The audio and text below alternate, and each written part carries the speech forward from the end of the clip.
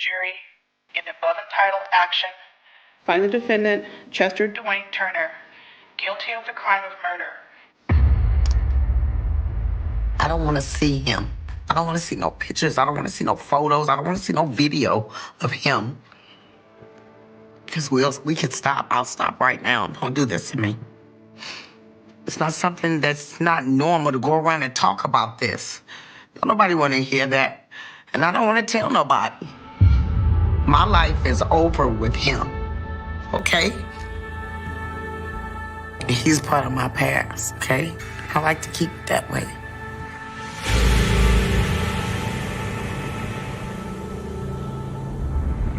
You're the first and you will be the last that I'll ever have to do this with. Trust that. I'm never doing this again. If I said ever, ever, because it's too painful. It's hurtful. It's embarrassing. Every day I live with it. Every day I live with what he did to me, what he did to others, every day. He had no right to do that. He's not God. He had no right to take their lives. I hate him. What he's done to me, I hate him. With all my heart.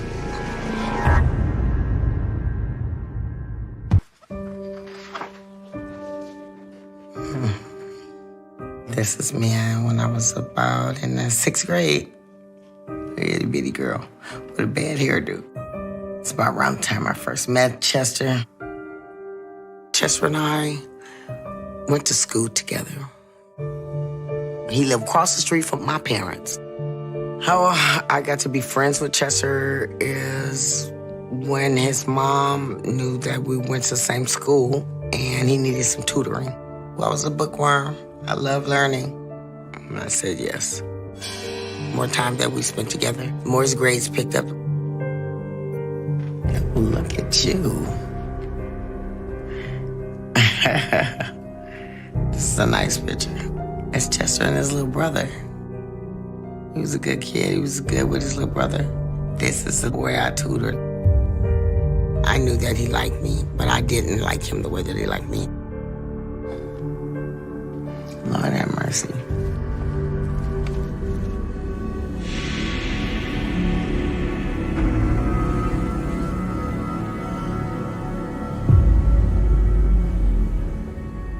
In high school,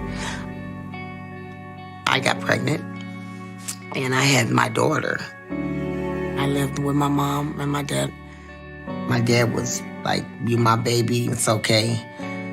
But me and my mother, we didn't get along, and she put me out. I didn't know where I was gonna go. I had my daughter, and things didn't work out too great with me and her dad, so Jess was like, "No, you're not going anywhere. Watch, Mom. I'm gonna ask my mom, you can stay with us." Next thing you knew, I moved right across the street. This is the photo of myself when I moved in with Chester and his mom. Chester and his mom, they adored me. And I was somewhere where I was loved and happy at the same time. We were like a little family.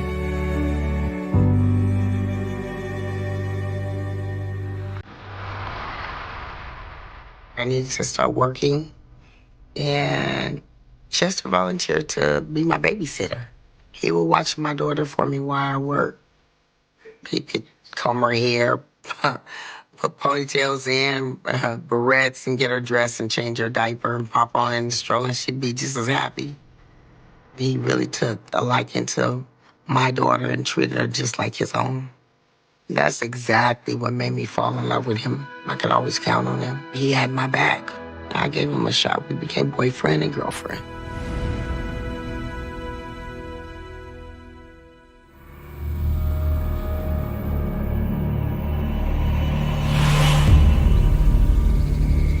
He started getting crazy and possessive over me. Talk about it later. Okay? All right. Bye. One day, a friend of mine, Reginald, picked me up from work and dropped me off. And me and Reginald were just friends. I went on into the house and I closed the door. And as I was getting ready to sit down on the couch, Chester made a statement to me like, oh, you seeing him? Are you with me or are you with him? What? No, come on, man. No, don't lie to me. And I told him no. And he was like, in a frantic rage of anger, and he balled up his fist.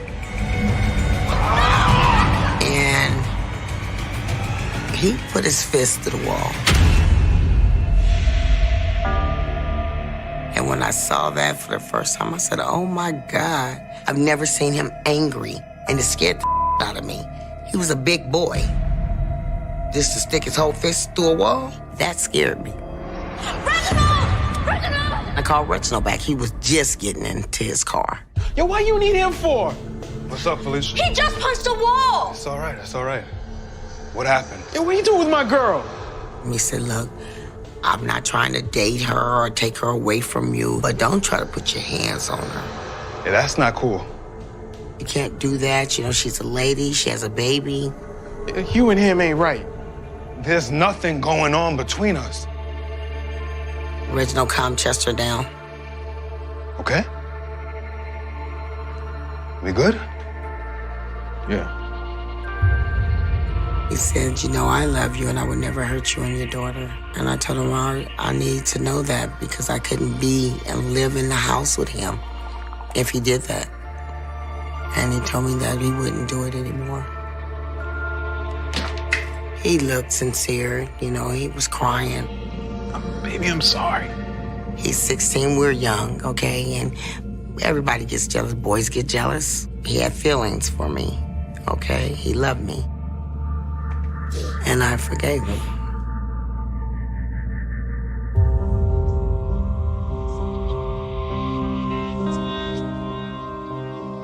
After I graduated from high school, I moved out of Chester's home and I got my own apartment to show my parents that I could be independent and be on my own. I loved it, my first place. He didn't move in with me, but the love that he had for me became an obsession. One day on my birthday, Chester told me that he'll be stopping by from work. It was late at night when he came. Happy birthday, baby. Oh, Chester. He bought me about a good 15 balloons. I got flowers. I was on top of the world. I was like, ooh, wee. I love surprises. But he wanted to stay over that night. And I told him, no, not tonight. I'm tired. Chester, thank you so much, but I've got to sleep. He totally got pissed off. What is your problem? I started to close the door and he put his foot in the doorway to block the door. And he was like, what do you mean, no? I said no. No, I got things to do. I go to work, I got my daughter. You can't just be so overbearing. Just let me do what I gotta do. And when I'm done, you know, we'll get together. We can do this tomorrow, all right? That just made him madder. I noticed the change of his expression in his face. And then he asked me to return his balloons and flowers. Give me back my stuff then. Really? Yeah, really, now. And I politely asked him to move his foot. I let the balloons go, threw the flowers out, and I closed my door.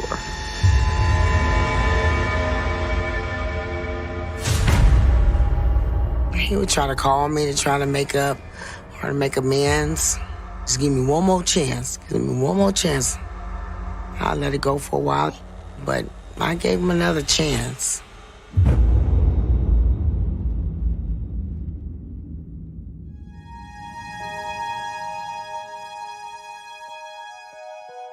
This is when I'm pregnant with Christopher.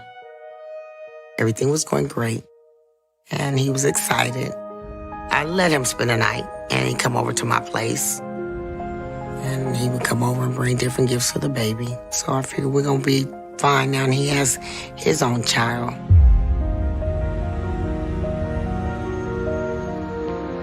But one day, we went to my aunt's house for Christmas dinner, and it was Chester, my daughter, and I. You have to work tomorrow?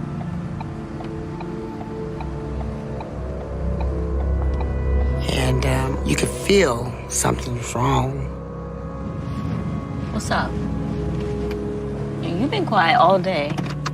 He told me that he heard that I had slept with CJ. All the girls loved CJ. He was the finest dude on the block.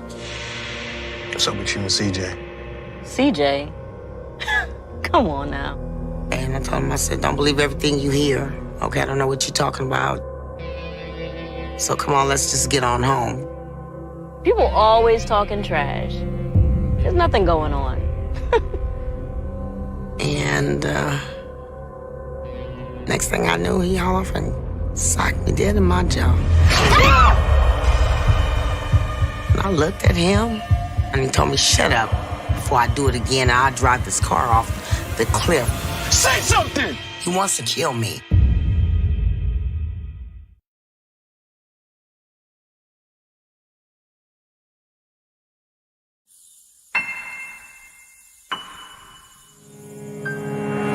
Say something! I'll drive this car right off the road! And socked me in my jaw. And I was like, oh my God. And he said to me, he said, I'll take this car and I'll drive it right on off the cliff.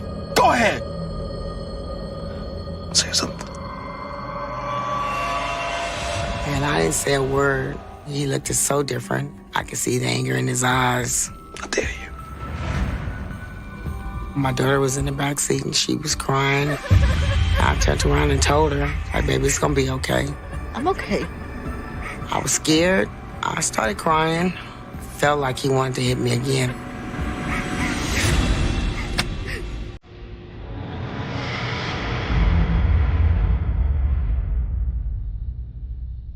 We got home, and he got out of my car. He tried to talk to me. He tried to say, like, I'm sorry, you know, can you talk to me? Hold on! Felicia! And I didn't turn around. I kept on walking up them stairs. And my dad went down and talked to him. I could hear my dad talking to him outside. Can you tell her? Hold up, son. Jesse, and you know I like you, and I think you're a good man. And my daughter loves you, and you love her. But you need to keep your hands to yourself. I can't have you going around hitting on my daughter. And she about to have your baby. What kind of man you gonna be? What kind of father? What kind of parent you gonna make? And I can hear Chester saying, I know you're right. He says, I'm not gonna do it anymore. I didn't mean to. I waited until my dad came upstairs and he said, baby, I'll talk to him. Felicia, it's gonna be okay. Y'all gonna be all right. Chester, he's a good man. He just gets heated. The fact that my dad liked him, it was a good sign for me. Really? Yeah. Come here. So I gave him another chance. No worries. I was pregnant with his child. I wanted us to work out. I wanted everything to go fine.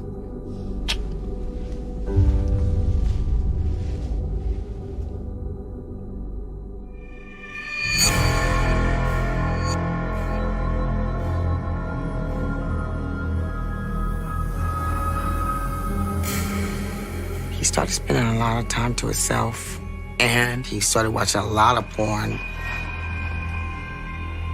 He spent a lot of time in the bathroom, and he was just in there watching it all by himself. And it started bothering me. Chester, it's late. You coming to bed or what? Just a minute. I'd get up, and it's 3 o'clock in the morning, and he's still in the bathroom all by himself, watching these porn movies. I was like, man, you still in here? You still in my bathroom? What's up? What are you doing? It's late. Come to bed. I will.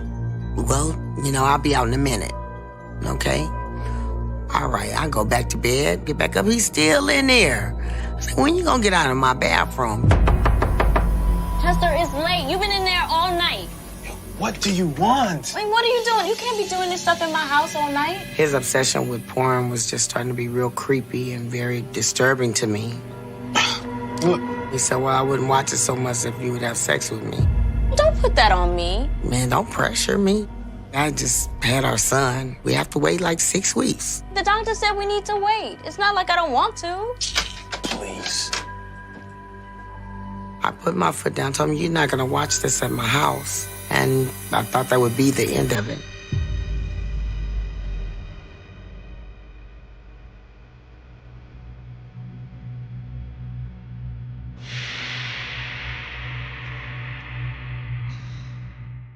He started staying out late. I knew the routine, and he wasn't on the routine anymore.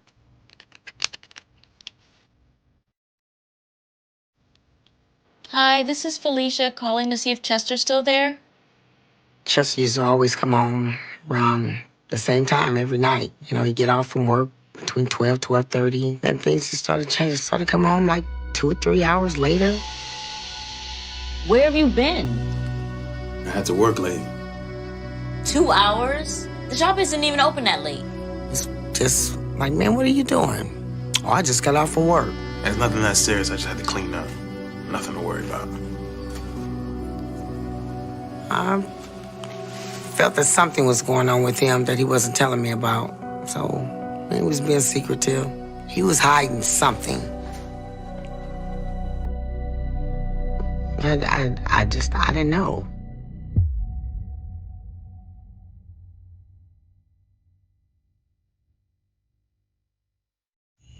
His personality changed. He just started changing right before my eyes. It was my first Mother's Day between me and him. We were going out to dinner. I was excited and I was waiting for him because he always did something special for me. 9 o'clock came. 10 o'clock came. Still no Chester. I kept calling him. He didn't answer his cell phone. By this time, it's past 1 o'clock in the morning. Okay. Still no Chester. I was disappointed. I was angry. All of a sudden, there was a knock at the door. And when he did show up, he had scratches on his face and hands. I could tell that something had happened to him. What happened? But I didn't believe his story at all.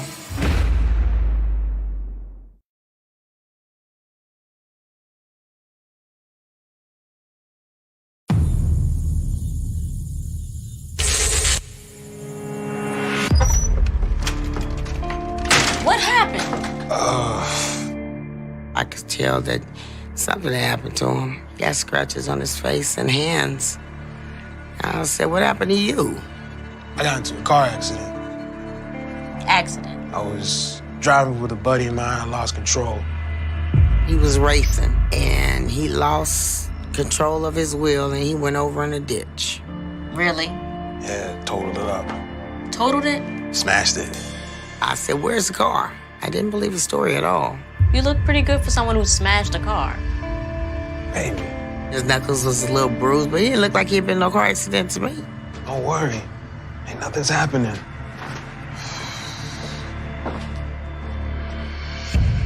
I didn't see the car ever again after that. But I suspected that he was cheating on me. You know, he's out seeing somebody else. You know, that time of morning, where else he gonna be? I was very disappointed, and man, I let him suffer for a couple of weeks, you know, before I would talk to him. Eventually, he did win me over. He did something nice and made up for it, because that's what he did. We just went back to just our normal.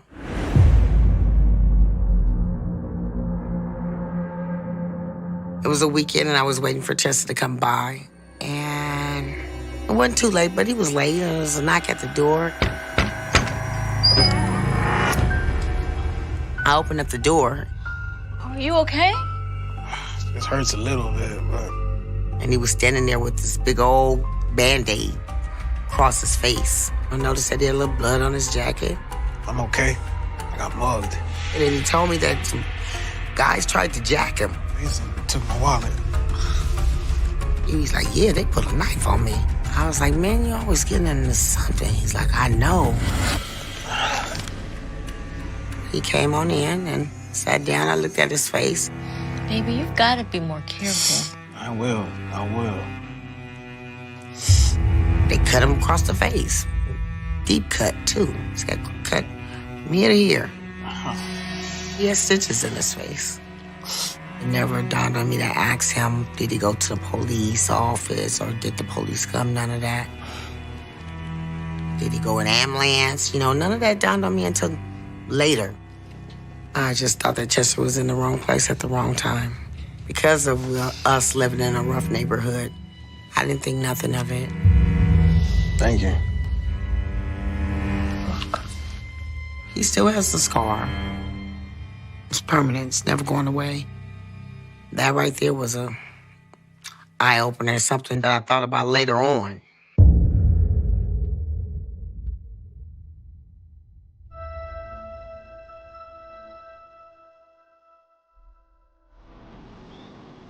I was in the bathroom getting dressed. Put my makeup on and he was standing by me and said, oh, you look cute. Baby, you look so good right now. Thank you, Chester. I said, thank you. He said, let's have sex. And I said, no. Come on now, I've got to leave in a little bit. I can't. I'm getting ready because I'm going out. And he's like, come on now, let's, you know. I said, no. Stop. Stop. And he grabbed me.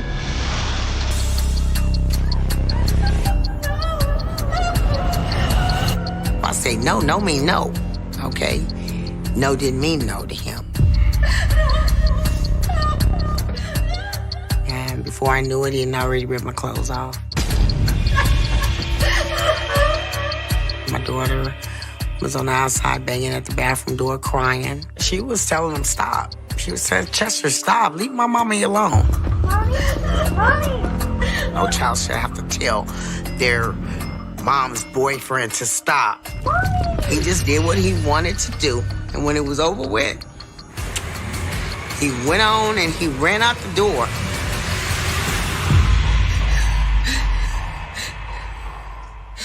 I didn't know what to do. You know, I mean, he had just raped me. I ran to the back to my bedroom and I grabbed my gun. And I ran out the door behind him. And I raised my hand up to shoot my gun, and then my neighbor across the street said, no, no, he's got the baby. He's got the baby in his hand.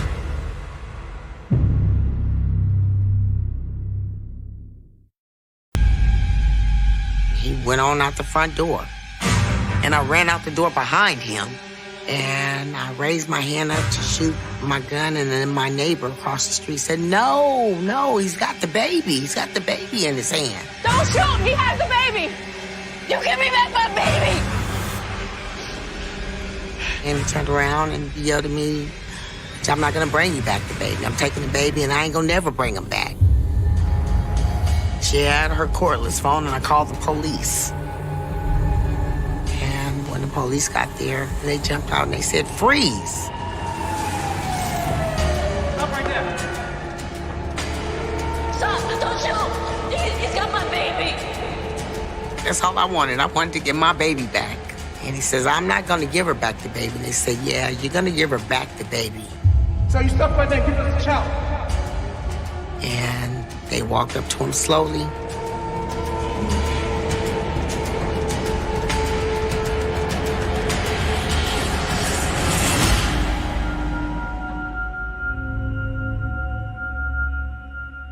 Chester gave him the baby, and they gave the baby to me. Come here. You have the right to remain silent. Thank you. Thank you. And they arrested him.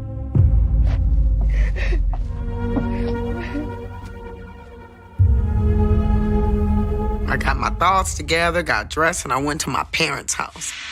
I told my dad what he did. My dad told me, You don't want to press charges against him. You got the baby back, just let it be. And I didn't press charges because I got my baby back.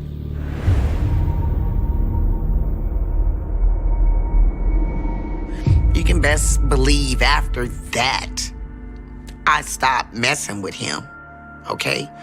That was a wrap.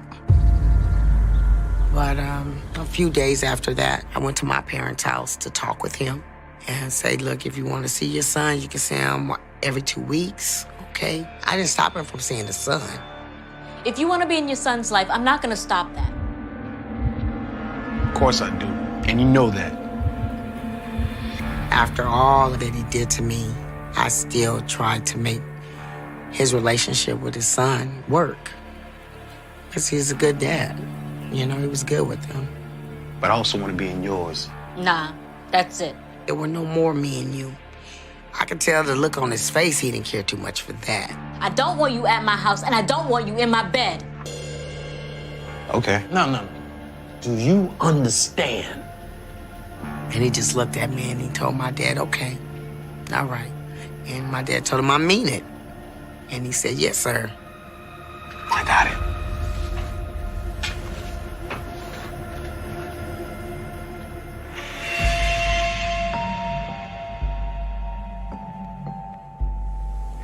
It was a weekday, and it was me and my oldest brother in my place. And all of a sudden, we heard some boom. What was that?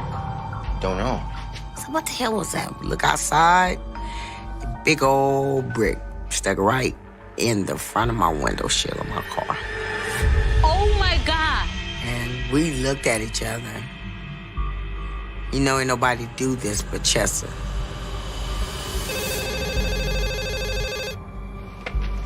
And the phone rung, and I answered. Hello? And Chester said, I'm gonna kill you. Chester, what's wrong with you? Oh, you what's wrong with me? I'm gonna solve that. And I hung up the phone. But for the rest of the night, my phone kept ringing off the hook. He kept calling. Hello? I'ma kill y'all. Y'all dead. I'm gonna enjoy killing you. Was I scared? Yes, I was scared. I was fearful for my life. Don't answer. Called the police. And they said, well, ain't nobody cut it, ain't nobody dead. They said, well, call us when something happened. Then I just started keeping my phone off the hook.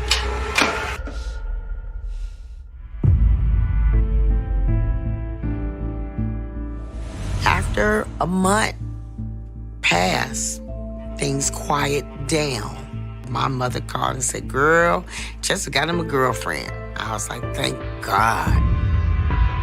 When he introduced me to his new girlfriend, I figured right then he was over me. And I believed he was, because things were quiet. He can come pick up the baby, drop the baby off. We're not arguing, no problems, nothing. So we coexisting. You know, I thought he was safe.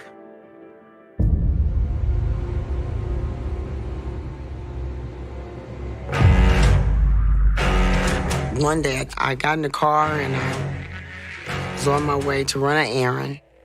Me and the kids was in the car. I was coming up on the stoplight and I went to hit the brakes. They went straight to the floor. No! And the car just kept on going and I went to hit the brakes again. And I said, oh my God. All I could do was pull the emergency brake up until the car stops.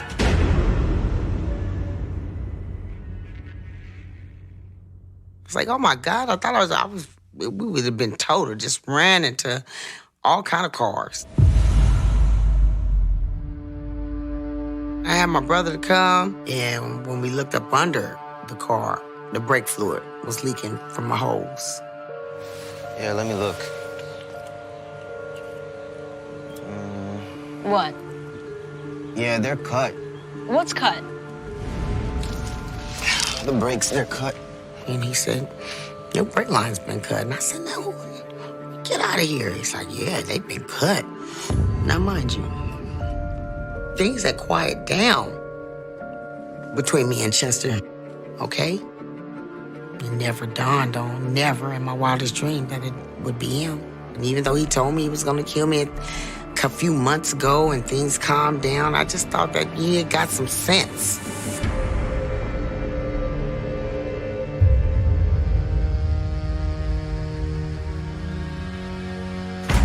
I jump out the car and I just say, oh my God, somebody is really trying to kill me. And when I told Chester about it, he was like, well, let me take a look at it. It was crazy. I don't even know what happened, like, just in a flash. He said, well, somebody trying to kill you. I said, okay. I said, well, what'd I do? You really gotta protect yourself, Felicia. He said, you should get an alarm put on your car. And he's right, I got an alarm put on the car because I didn't want that happening again. In the back of my mind, I wondered, and I still was puzzled to me, who would cut my brake lines? It was the furthest thing from my mind that he was the one cutting my brake lines on my car.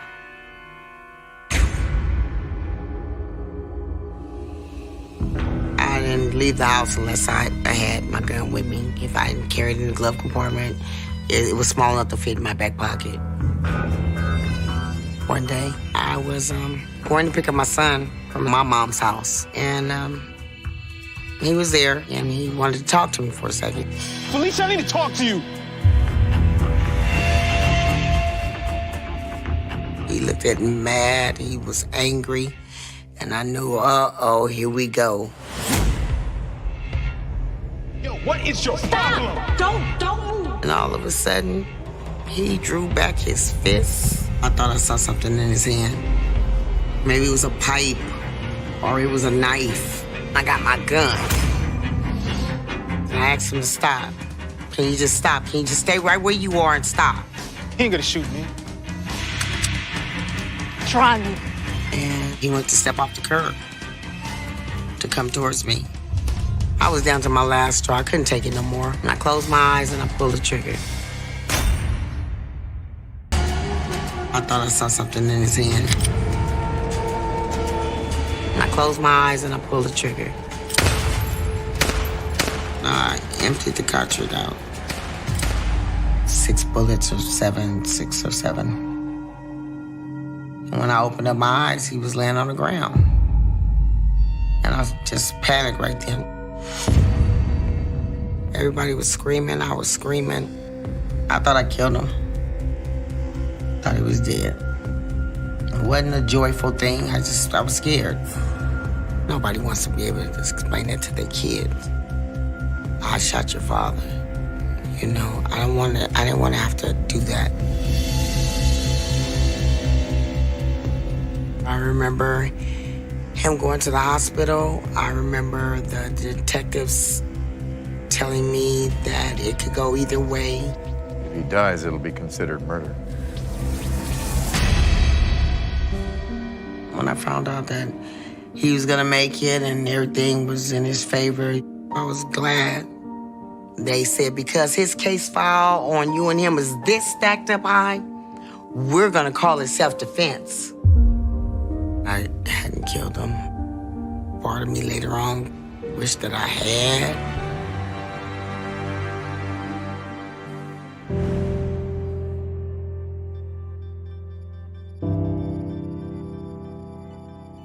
I felt that, you know, he would stay away from me now, that it'd be time that he move on and I can go on and have my life.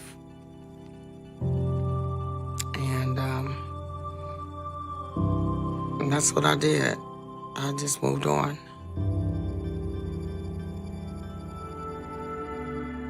But when he got out the hospital, it was the morning I was picking up my kids and I was driving home, and he was sitting on my front porch.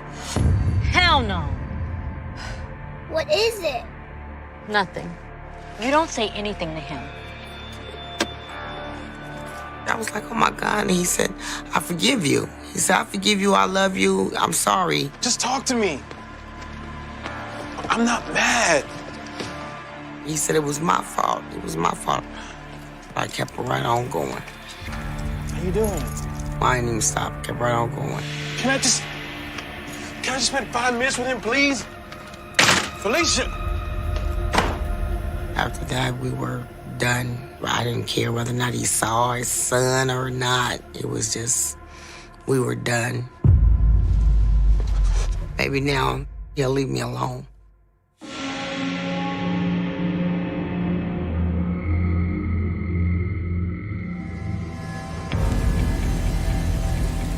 It was 2004. It was a rainy day. Hey, Daddy. Hey, baby. Did you hear about Chester?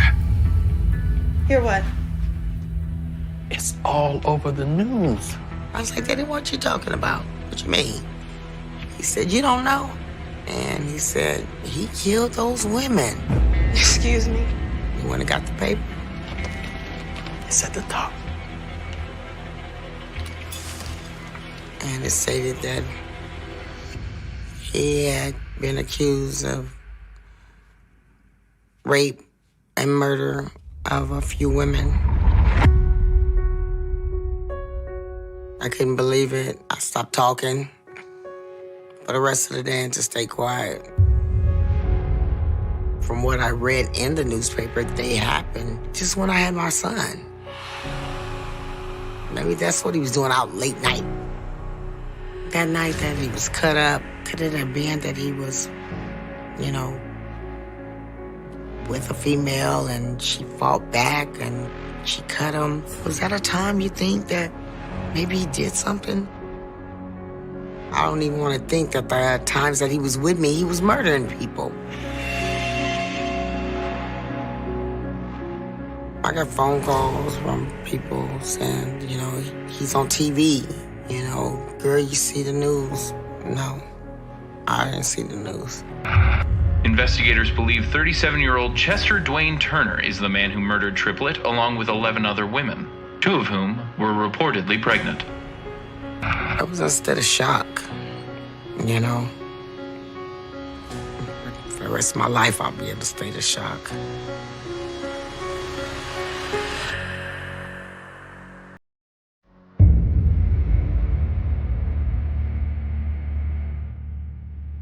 Detectives working the cold cases were able to link Turner to the victims through a DNA database.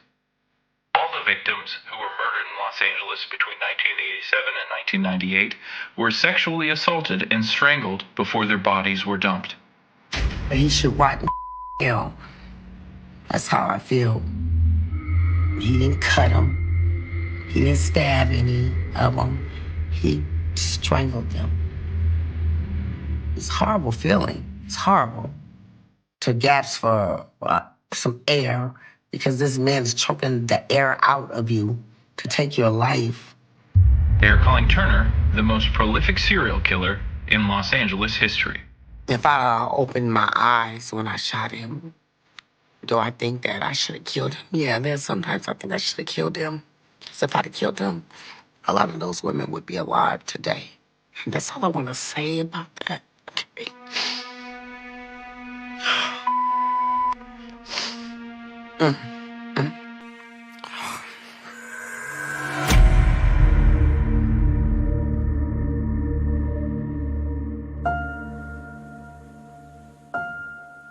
I'm sorry that they lost their loved ones. That makes me sick to my stomach. One night I left out of my guy friend's apartment and walked down to the gas station. I was saying my ex-husband's a serial killer. You know, we call it common law marriage. The lady next to me, she says, excuse me. She says, are you talking about the gentleman that was on the news tonight? And I said, yeah. She said, well, you know, he killed my sister. Andrea Triplett. That was her. I said, oh my God. The way she looked me in my eyes, I mean, pure hatred. Pure hatred. And I was like, ma'am, no disrespect, but he tried to kill me too. You don't have to, I'd have to be dead to be a victim. I was his first victim. That's all I kept saying, I'm a victim too. She started crying and we cried together and she said, I know you are. She said, I'm so sorry.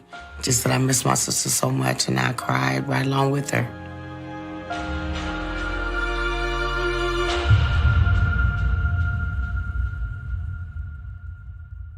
Further of Jane Doe, also known as Diane Johnson, in count 1, you shall be put to death.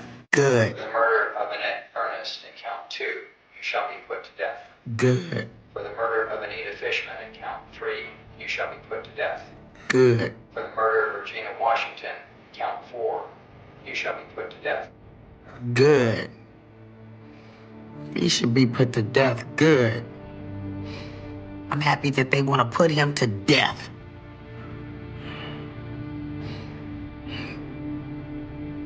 Because that's where he should be. This right here, this is going to be the last time I see him right here. Do I have to hold this? Thank you. I don't want to see. I don't want to look at him. I don't want to look at him. He's part of my past. We don't talk about him. We don't have pictures of him in our household. I burned him. Put lighter fluid on him and I burned him.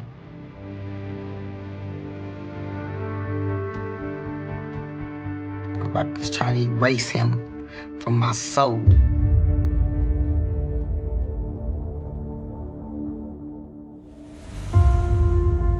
I should have never messed with him. I should have never tutored him. I should have never just been his friend. I never thought in my wildest dreams that this little homie square boy would just be a murderer. I would never think, looking at this picture, that he would be. It started with a scream no one heard. A quiet valley night, May 1998, somewhere along a 2-lane road outside Modesto, California. The air was thick with dust and the faint smell of citrus groves. A car sat abandoned by the shoulder, engine still warm, driver's door ajar, purse left on the seat. Inside, a half-finished soda.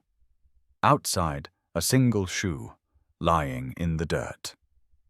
The woman who owned it, 23-year-old Emily Carter, had vanished into the dark. The case would haunt California for decades, a small-town mystery swallowed by silence, later reborn in headlines that stunned the nation. DNA twist exposes family secret. But back then, in 1998, it was just fear. The kind that seeps into people's walls, their routines, their sleep. Emily was supposed to meet her younger sister after work. She never showed up. By morning, her car had been spotted by a passing trucker. Sheriff's deputies arrived before sunrise. They found tire tracks leading toward the orchard, then disappearing. No sign of struggle, no blood, no witnesses. Just the open car and a phone left behind, its battery drained, like the night had swallowed every trace of her. The investigation began the way so many do. Slow, methodical, and with hope that would soon curdle into dread. Detectives interviewed co-workers at the diner where Emily worked part-time. Everyone said the same thing. She was cheerful, dependable, saving money to study nursing. No enemies, no bad blood, a good girl from a good family. But there was one thing. A man. A regular customer who always sat at the counter, always asked for her section. Early 30s, wore a mechanic's uniform. No one remembered his name, but they remembered the way he looked at her. Too long, too often. Police traced a name from a credit card receipt. Daniel Price, local auto shop employee. They brought him in for questioning. He denied knowing anything. Said he'd stopped by the diner that night, yes, but left before closing. He had an alibi. He was home watching TV. His roommate backed it up. No charges, no arrest. And soon, the case drifted, like dust on the road where she vanished. Weeks turned to months. A massive search followed. Volunteers combed the orchards, drained irrigation ditches, posted flyers from Fresno to Sacramento. Helicopters scanned the terrain. Dogs traced faint scents to nowhere. Nothing. Emily Carter had disappeared completely, as if the earth itself had closed over her. Then came the rumors. A woman seen hitchhiking on Highway 99. A body in a canal. A call from someone claiming Emily was alive and being held against her will. Each lead collapsed under its own weight, feeding a community's desperation. Reporters called it the Modesto Phantom Case. Locals just called it the tragedy. Her parents never moved away. Every year, on May 14th, they placed fresh flowers at the roadside where her car was found.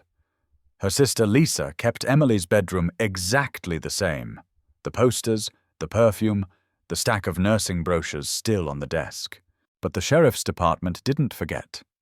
Every few years, a new detective would open the old file, flip through the yellowed photos, and promise to take another look. Each one left it colder than before. By 2008, the case was practically folklore. True crime forums picked it up. Amateur sleuths speculated online. Serial killer, runaway, mistaken identity. Theories multiplied. Evidence didn't. The DNA collected from Emily's car was too degraded, too mixed. It belonged to someone male, but not Daniel Price, or anyone in the database. 10 more years passed. Then, in 2018, a breakthrough, but not the kind anyone expected. Across the country, forensic genealogy had begun rewriting the rules of investigation. DNA wasn't just for suspects anymore. It could build family trees, link strangers through ancestry websites, connect forgotten samples to living relatives. It was the tool that brought the Golden State Killer to justice, and it would soon rip open the quiet grave of the Emily Carter mystery. Detective Serena Vega, new to the cold case unit, reopened the file as part of a departmental review. She was young, methodical, obsessed with detail. Something about Emily's photo, bright smile, sunlit hair, got under her skin. She requested the evidence for reanalysis. The lab recovered a partial male DNA profile from the car door handle and seatbelt latch, enough to upload to a genealogical database. Weeks later, a hit. Not a suspect, but a distant cousin. A man in Nevada who had no idea his DNA would change someone else's life. Vega began tracing the family tree backward, building it branch by branch, connecting generations until one name kept surfacing: David Carter. Emily's father. The revelation came like a blade. The data didn't lie. The DNA from the car matched the paternal line. At first, Vega thought it was contamination. Maybe Emily had touched something her father used, but the sample was male only, clean, distinct. It couldn't be hers. It couldn't be an accident. She pulled the old interview transcripts. David Carter had spoken to police in 1998. Cooperative, devastated. He'd helped organize the search parties. No suspicion ever touched him. But Vega noticed something odd. His alibi the night Emily vanished wasn't airtight. He'd said he was home, asleep. His wife confirmed it. But the time she last saw him? Around 10 p.m., Emily disappeared sometime after 11. Vega kept digging. She visited the property, now overgrown and silent. Emily's mother had passed away years earlier. Only Lisa remained, still in the same house, still lighting candles for her sister. When Vega mentioned re-examining DNA, Lisa froze. Her voice trembled. She said she didn't want the past disturbed again, that some things were better left buried. But Vega couldn't stop. She ordered a second round of testing from a piece of cloth found in Emily's trunk, something overlooked in 1998. The results came back within days. The same male DNA, the same paternal link. The investigation shifted overnight. What had been a cold case became a family earthquake. Vega subpoenaed old phone records, searched property boundaries, re-interviewed surviving relatives. Patterns emerged. Strange phone calls between David and a now-deceased neighbor, unexplained trips, a sealed storage unit rented in his name and abandoned in 1999. Inside that unit, buried beneath old furniture and rusted tools, was a box. Cardboard. Water-stained. Inside, a torn piece of fabric, a locket with Emily's initials, and a photograph. Emily as a child, sitting on her father's lap. Both smiling. The DNA on the locket matched the same male profile. It was no longer a theory. It was evidence. By 2023, the case had crossed into headlines again.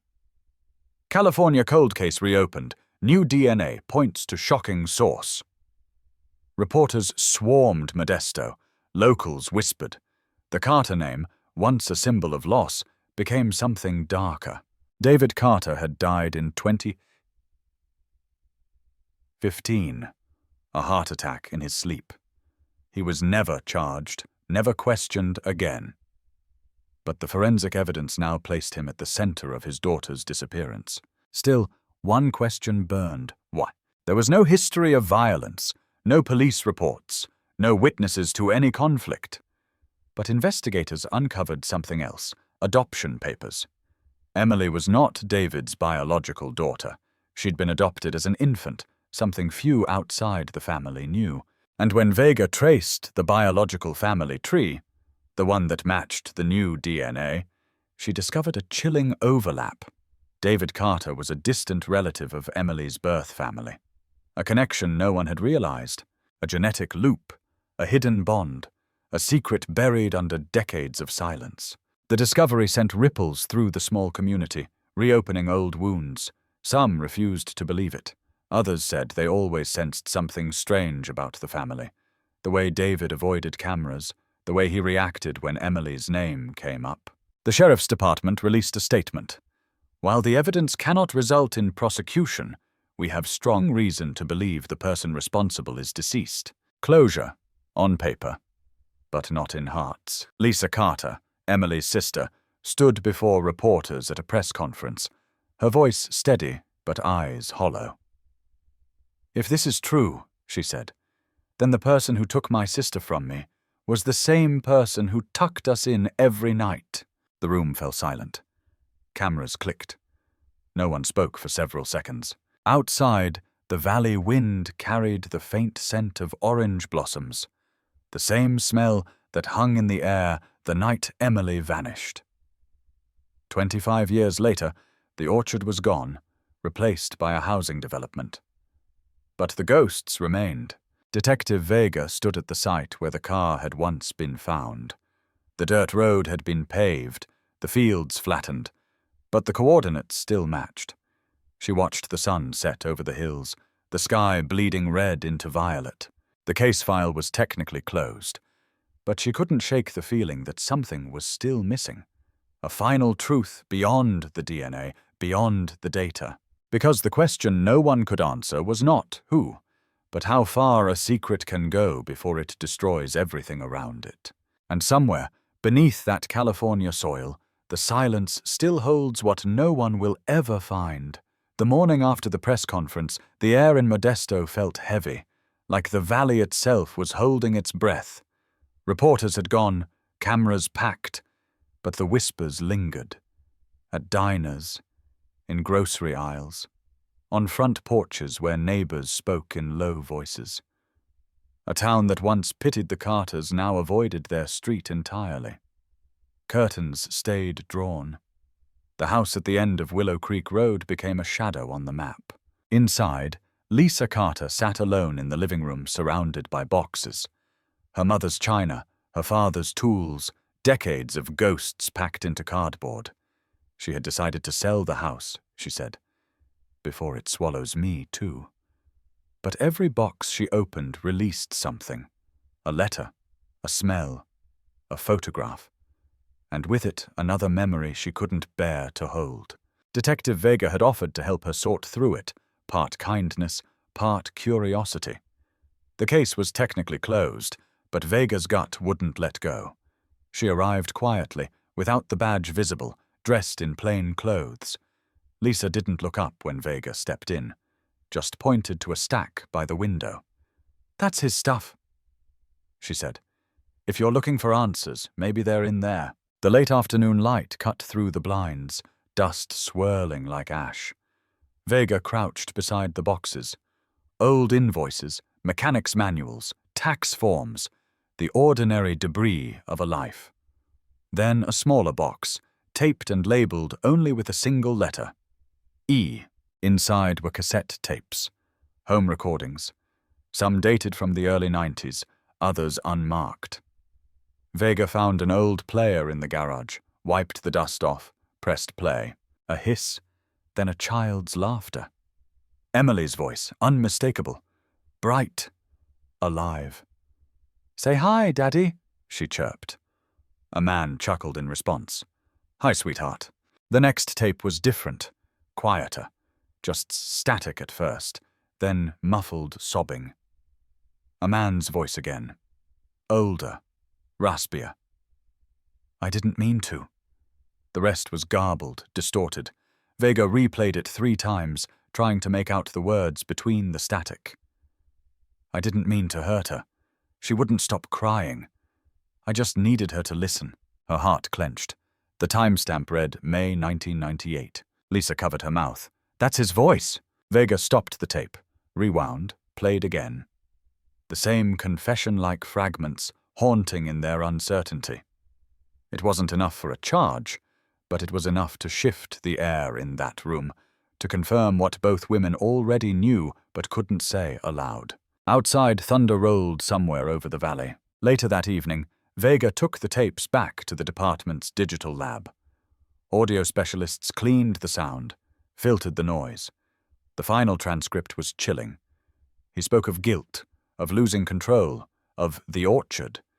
He said he couldn't let them find her. That line froze Vega. Them. Who were they? She pulled the property maps again, overlaying old satellite images from the late 90s. The Carter house had bordered a private orchard owned by the Waltham family, longtime friends of David Carter. The Walthams had moved away years ago, their land sold to developers. But back then, it had been acres of dense citrus groves, unlit, isolated, perfect for secrets. By morning, Vega was walking those same grounds, now overrun with half-built houses and weeds. Construction paused because of zoning disputes, leaving a skeletal neighborhood under a blank sky. She followed what used to be the orchard trail until she reached a narrow strip of untouched soil between 2 new foundations. The coordinates matched the last ping from Emily's cell phone, a detail never released publicly. She marked the spot, requested a forensic dig. The department approved it quietly. No press, no leaks, just Vega, a forensic team, and a backhoe under grey morning light. Within hours, the machine struck something solid. Not a body, but a rusted metal drum, sealed tight. When they opened it, the smell was immediate, chemical, sharp. Inside, fragments of fabric, hair, bone. DNA confirmed it within a week.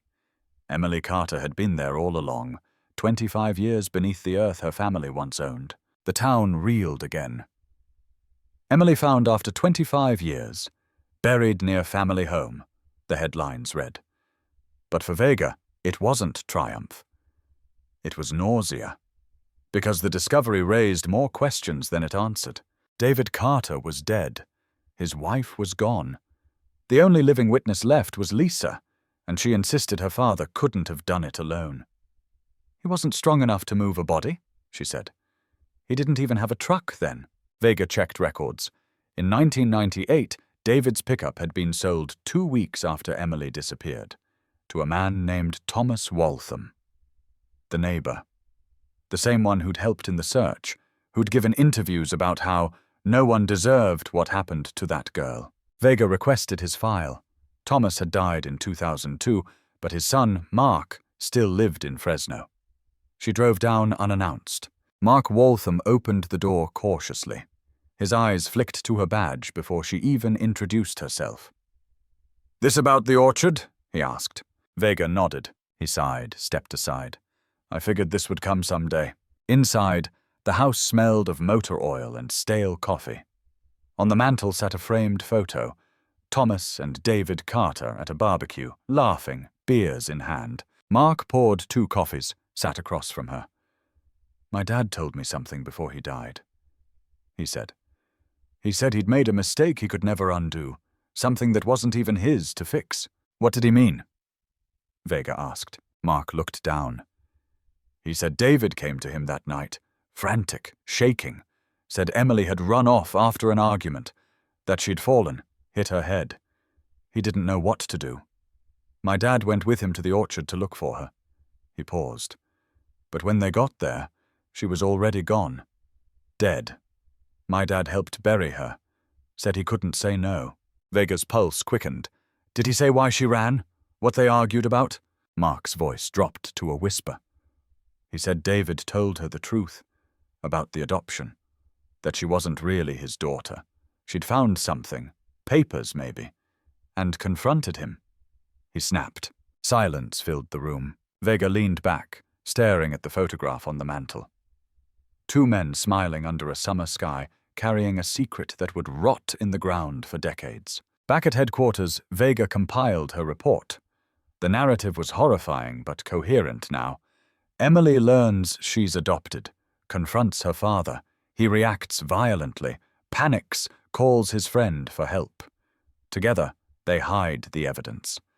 One dies with guilt, the other of a heart attack. The perfect circle of buried sin. Yet something still didn't fit. The forensic report from the drum showed trace amounts of chloroform. There was no sign of head trauma. Emily hadn't fallen. She'd been subdued. That wasn't panic. That was planning. Vega reopened the storage unit inventory. Among David's possessions, there had been chemical containers, labeled for industrial use. One missing from the record.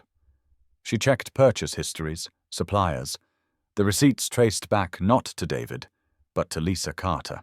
Her blood ran cold. Lisa had been 21 in 1998, old enough to drive, to understand, to be jealous. The next day, Vega returned to the house on Willow Creek Road. Lisa was in the yard, burning papers in a metal bin. "Just clearing old memories," she said. Her tone was calm. Too calm. Vega watched the flames lick the edges of photographs. Emily in her diner uniform, Emily at graduation, Emily with Lisa. "You found her," Lisa said softly. "That should make you happy." "Closure," Vega replied, stepping closer. "That's what people call it." Lisa smiled faintly. "Closure's a story cops tell to sleep at night." Vega's gaze drifted to the fire. A faint chemical odor mixed with the smoke. Sharp. Synthetic. She recognized it instantly. Chloroform. "Where did you get that?" Vega asked. Lisa shrugged. "It was Dad's. He used to keep it for cleaning engines." But Vega remembered the receipts. The missing container. The records that said otherwise. "Lisa," she said quietly, "did your father really do it?" Lisa's eyes flicked up. In them, something cracked. Not fear, not guilt, but relief. "He took the blame," she whispered. "He always took the blame." The silence between them stretched. Vega could hear the crackle of fire, the hum of insects, the far-off sound of a passing train. "I told her," Lisa said finally. "I told Emily the truth before he could. I was tired of pretending. I thought she'd stay, but she wanted to leave. She said she'd tell Mom, tell everyone. She was going to destroy us. I just wanted her to stop." Vega didn't speak. Lisa's voice broke. "He found me after. He said he'd fix it. Said I'd never have to think about it again. He took her away that night. Buried her. Then he told the world she vanished." The flames snapped, sending sparks into the dusk. Vega reached for her phone, but Lisa raised a hand. "Don't," she said. "It doesn't matter now. It's over. He's gone. She's gone. And I'm still here, like a ghost in their house." The detective hesitated, torn between duty and something deeper, almost pity. Then Lisa said, almost gently, "You know what's funny? I thought finding her would make it stop. But it's worse now, because now everyone knows." She turned back to the fire, watching the last photograph curl and blacken. Vega stood there a long moment before walking away. No arrest, no confession on record, just words lost in the smoke of a dying day. By nightfall, the fire pit was cold. The house stood empty, and the next morning, when deputies returned with a warrant, Lisa Carter was gone. Her car found miles away near the Tuolumne River, keys still in the ignition. Another disappearance, another silence, and once again, California had a mystery that refused to stay buried. The river looked calm that morning, almost too calm. Mist curled off the water like breath from something sleeping. Deputies moved slowly along the banks, boots sinking into wet clay, radios whispering over the sound of running current. The car had been found just after dawn, silver Honda Civic, registered to Lisa Carter. Driver's seat empty. Purse still inside. Phone on the dash. Screen cracked. Detective Serena Vega stood by the guardrail, staring down at the tire tracks fading into the mud. The pattern told a story. Hesitation at the edge, a pause, then nothing. It could have been an accident. It could have been a goodbye. Divers entered the water within an hour. They searched until sunset. Nothing.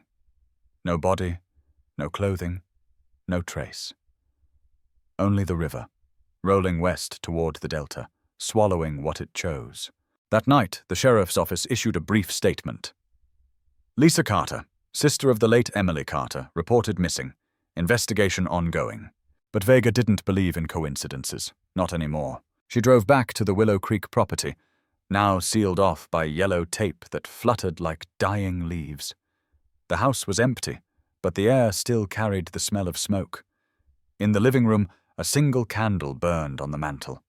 Next to it, a photograph of Emily and Lisa as children, both in Halloween costumes. A witch and a princess. Two halves of the same story. Vega felt the weight of it. The symmetry. The echo. First the daughter, then the sister. Both gone, 25 years apart, leaving the same vacuum of silence behind. On the table sat a note, handwritten, edges singed. It wasn't a confession, just 7 words. Some secrets drown better than they burn.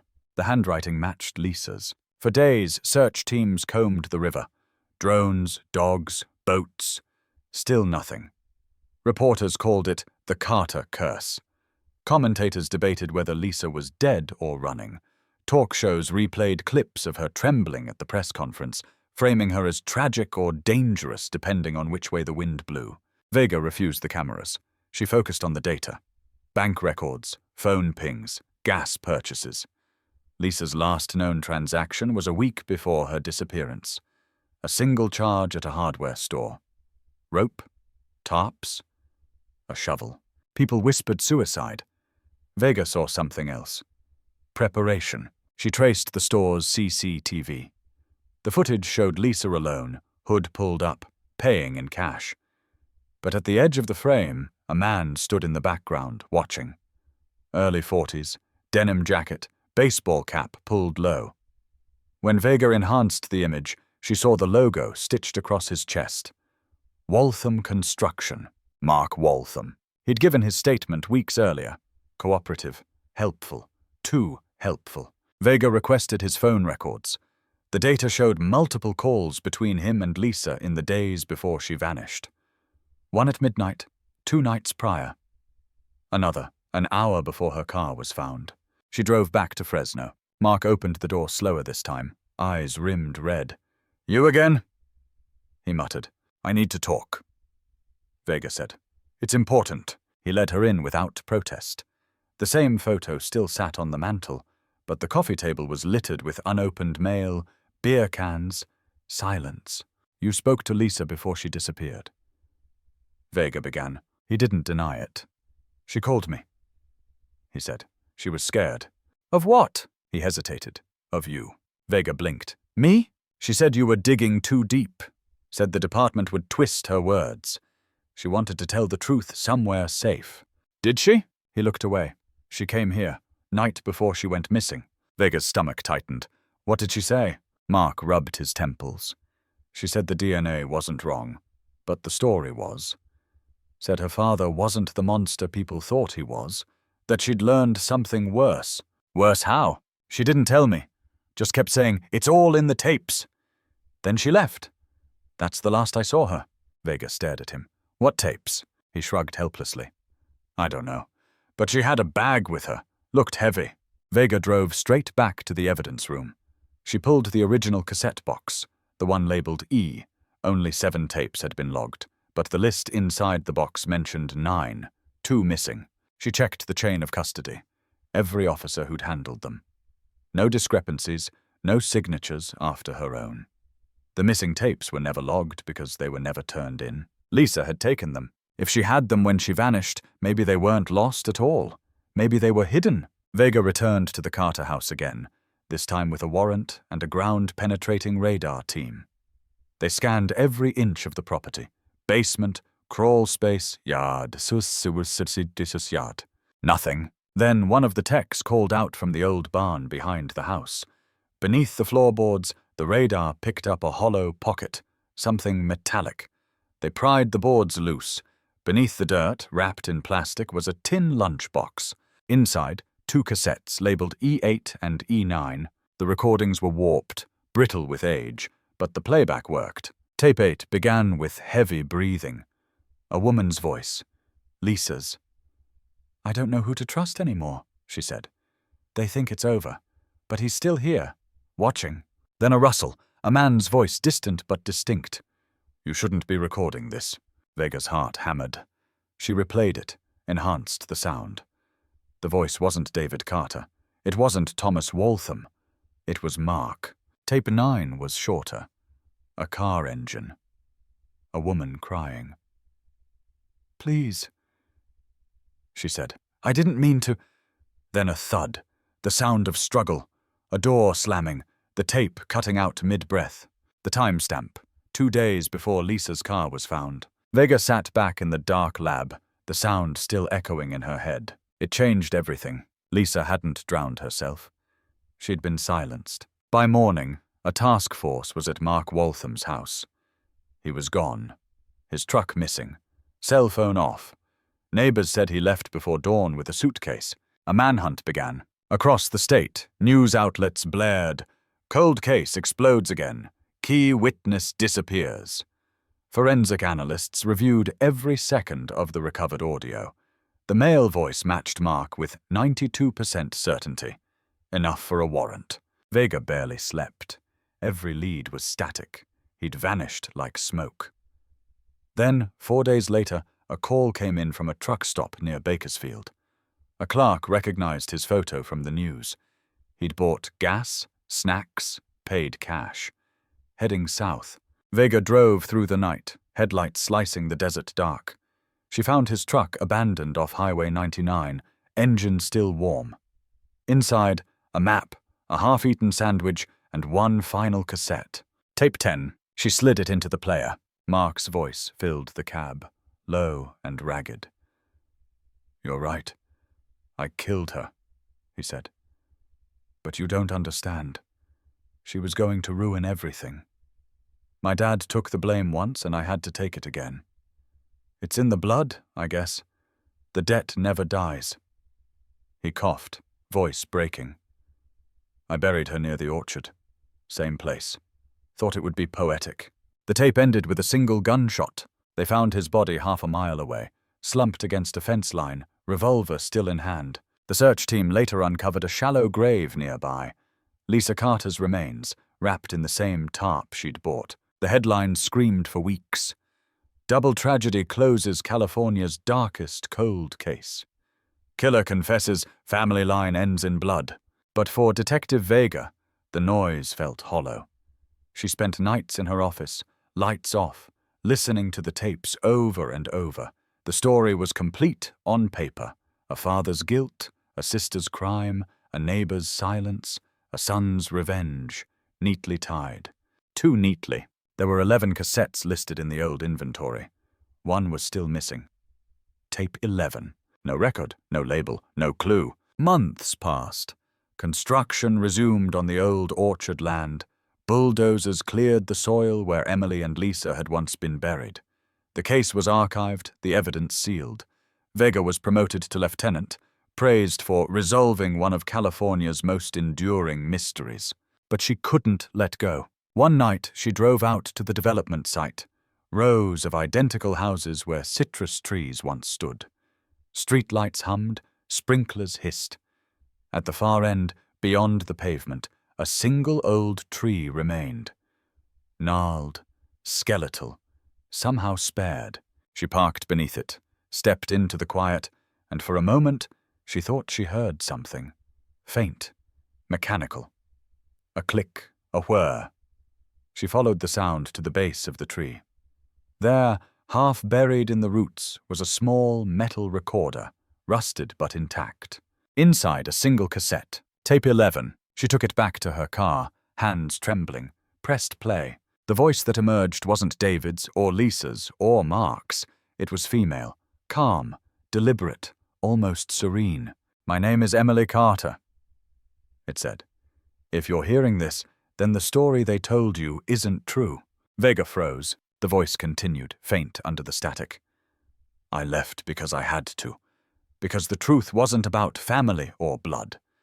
It was about something older, something buried long before I was born.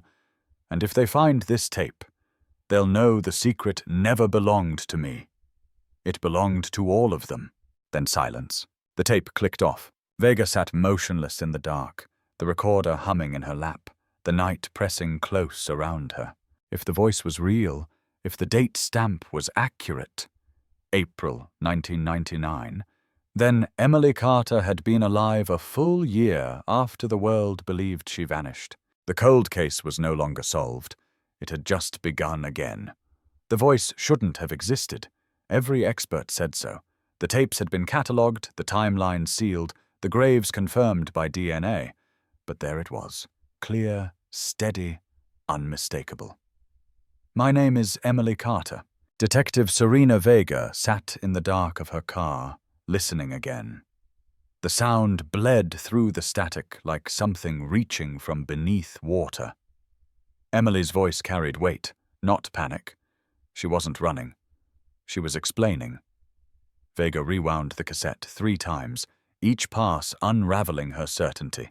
At 3:17 a.m., she called the forensic audio lab. "I need a full spectral analysis," she said. "Timestamp, background noise, everything." By dawn, the report came back.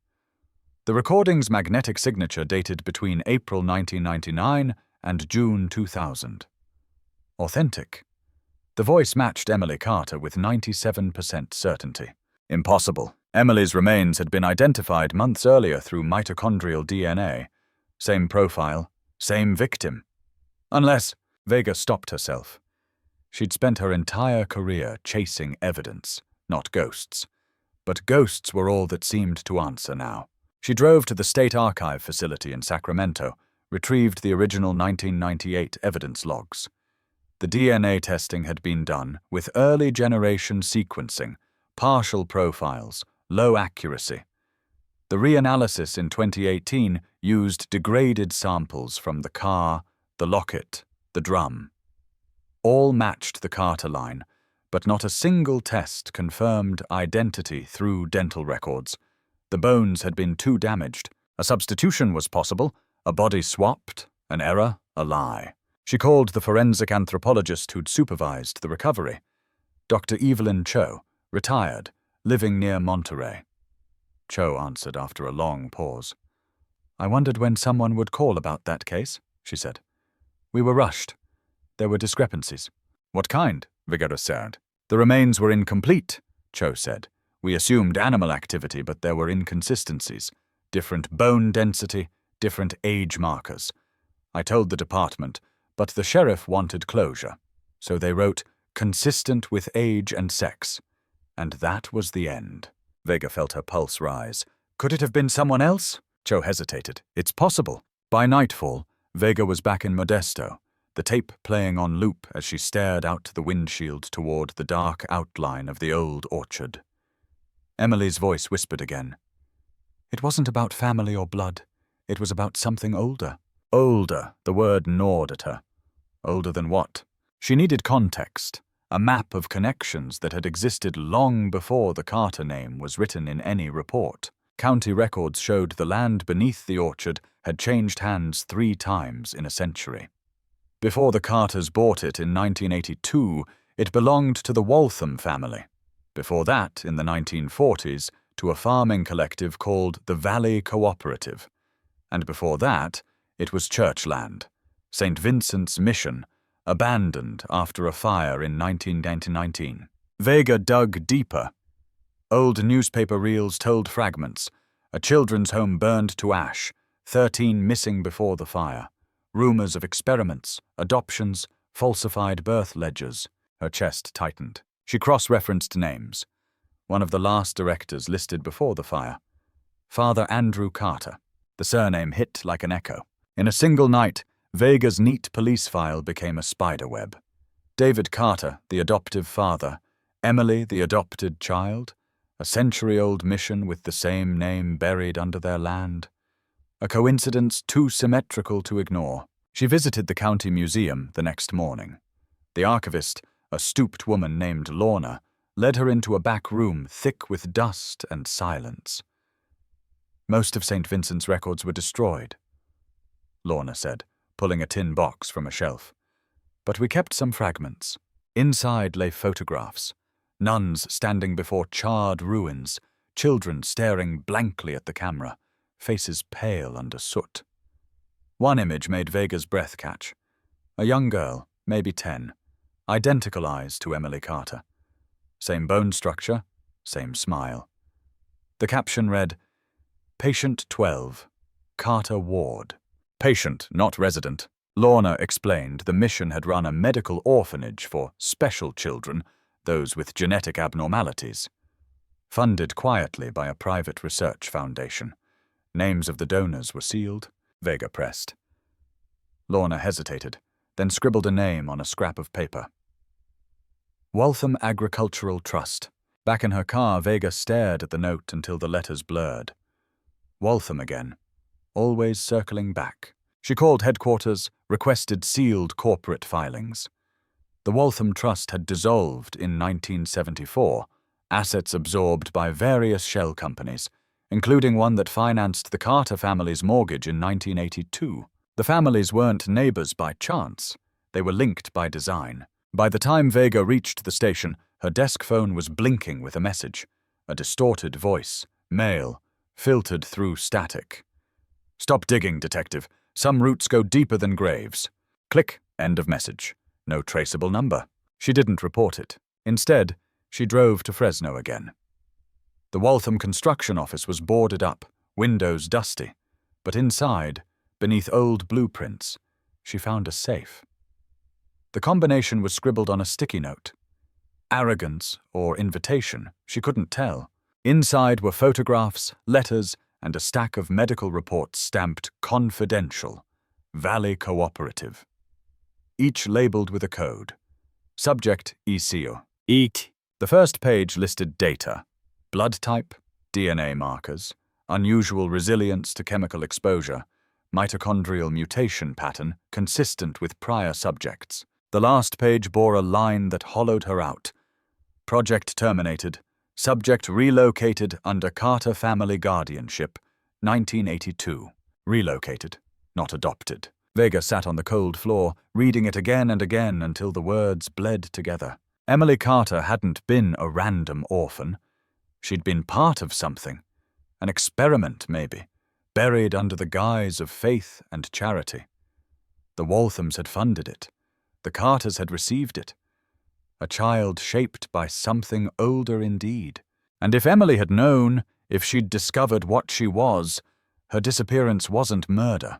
It was escape. She needed proof. The only person left who might know was Dr. Evelyn Cho. Vega returned to Monterey under fog-filled skies. Cho answered the door before Vega knocked, eyes already knowing. "You found the reports," she said. Vega nodded. "What was Project EC on?" Cho motioned her inside, locked the door. "It was genetic restoration," she said quietly. "They were trying to correct inherited disorders using early DNA splicing. The church funded it. The Walthams managed the land. The Carters volunteered." Vega stared. "You mean Emily was engineered? Modified?" Cho corrected. "But the procedures were primitive. Many children didn't survive. She did. And the others? Lost in the fire, officially." Vega exhaled slowly. So when she said it was about something older, she meant the experiments. Cho said. The truth they buried with the mission. The same truth the Walthams kept funding, even decades later. Outside, wind rattled the windows like distant knocking. Cho added softly, "Detective, if Emily was alive in 1999, she might have been trying to expose them. That would have made her dangerous." Vega's phone buzzed. Unknown number. A text. "Meet me where the trees used to be." Midnight. No signature. She looked at Cho. "Stay inside," she said. At midnight, Vega parked under the lone surviving tree of the orchard, the one where she'd found tape 11. The air hummed with insects, the moon slicing through fog. She waited 15 minutes before a car's headlights flicked on in the distance, then cut out. Footsteps approached. A woman's silhouette stepped into view. Pale hair, worn jacket, eyes hollow but alert. For a heartbeat, Vega couldn't breathe. "Emily," she whispered. The woman smiled faintly. "You were supposed to leave it alone." Vega's throat tightened. "You're dead." "Not yet," the woman said. Her voice matched the tape exactly. "They needed a body. So they made one." "What do you mean, made one?" "Ask the orchard," she said. "Ask what's buried underneath." Vega took a step forward, but the woman raised a hand. "If you dig, they'll come for you too. The project never stopped. They just changed its name." "Who are they?" Vega demanded. The woman turned toward the dark field where houses now stood. "Everyone who bought the land. Everyone who profits from it. You think it's over because you closed a file. But I'm still here, detective. And so is what made me." Before Vega could reach her, headlights flared again. Another car pulling up fast. The woman vanished into the orchard's shadows. Tires screeched, doors slammed, and two men in suits stepped out. "Lieutenant Vega," one said, flashing a federal badge. "You're trespassing on restricted property." "Since when?" Vega asked. "Since now." They escorted her back to her car. Polite, professional, cold. When she glanced in her rearview mirror, the tree and the field behind it were gone, swallowed by fog or by something thicker. The next morning, the construction site was fenced off, federal seal stamped across the gates. Environmental hazard, no entry. All public records of the Carter case were marked sealed by court order. Vega filed a protest. It vanished into bureaucracy. Her emails bounced back. Her clearance was revoked. Within weeks, she was placed on administrative leave pending psychological evaluation. But she still had the tape, the real tape 11. She made copies, sent one anonymously to 3 journalists, one to Dr. Cho, one to herself under a false address. Then she disappeared. No trace, no forwarding number. Her apartment cleared out overnight. 3 months later, a package arrived at a local radio station in Los Angeles. No return address. Inside, a cassette labeled EC12. When the producer pressed play, a woman's voice filled the studio, calm and measured. "My name is Emily Carter," it said. "And this time, they won't be able to bury me." The tape went on air by accident. That's what the network claimed later, that a technician cued the wrong segment during a midnight broadcast on KLVX Radio Los Angeles. But for 12 full minutes, before anyone could cut the signal, the city heard the impossible voice of Emily Carter. "My name is Emily Carter. I was made, not born, and those who made me still walk among you." The words were slow, deliberate, framed by faint mechanical hums, a sound like electricity breathing. Within hours, the clip flooded the internet. Listeners described nausea, headaches, strange interference on their phones. The FCC pulled the station off air. The FBI seized the original file. But it was too late. The recording had spread like wildfire. By dawn, every true crime blogger in California had posted it under one headline: "The Dead Girl Speaks." At first, the reaction was disbelief. Another hoax, another spectral internet myth. But when voice recognition experts compared it to the authenticated 1999 tape found by Detective Vega, the match was near perfect. 98%. And Vega was gone. Her official status, missing in action. The department refused comment. Her badge was never logged as returned. The press speculated she'd gone rogue, that she'd been silenced, that she'd become another ghost in the story she couldn't stop chasing. Meanwhile, across California, strange things began to happen. Anonymous tips flooded hotlines. Sightings of a woman resembling Emily near abandoned buildings, rest stops, even hospitals. None verified. Power outages flared around the same time the tape circulated. Local police dismissed them as coincidence. The public didn't. Conspiracy forums exploded. Theories stacked like dominoes. Government cloning, bioengineering, secret cults, reanimation programs. The phrase Project EC01 leaked online, linked to old agricultural patents under the Waltham name. Someone had hacked the state archives, releasing partial documents. They described subject resilience testing and cellular echo phenomena. Whatever that meant, it sounded inhuman enough to spark panic. By week's end, the governor's office issued a statement urging calm. They called it digital terrorism. But the message only fueled paranoia, because the next night another tape appeared, delivered by courier to the newsroom of Channel 7 in San Francisco. Handwritten label, EC13. It was shorter, under a minute. Static first, then a burst of distorted laughter, then Emily's voice again. Slower, almost mechanical.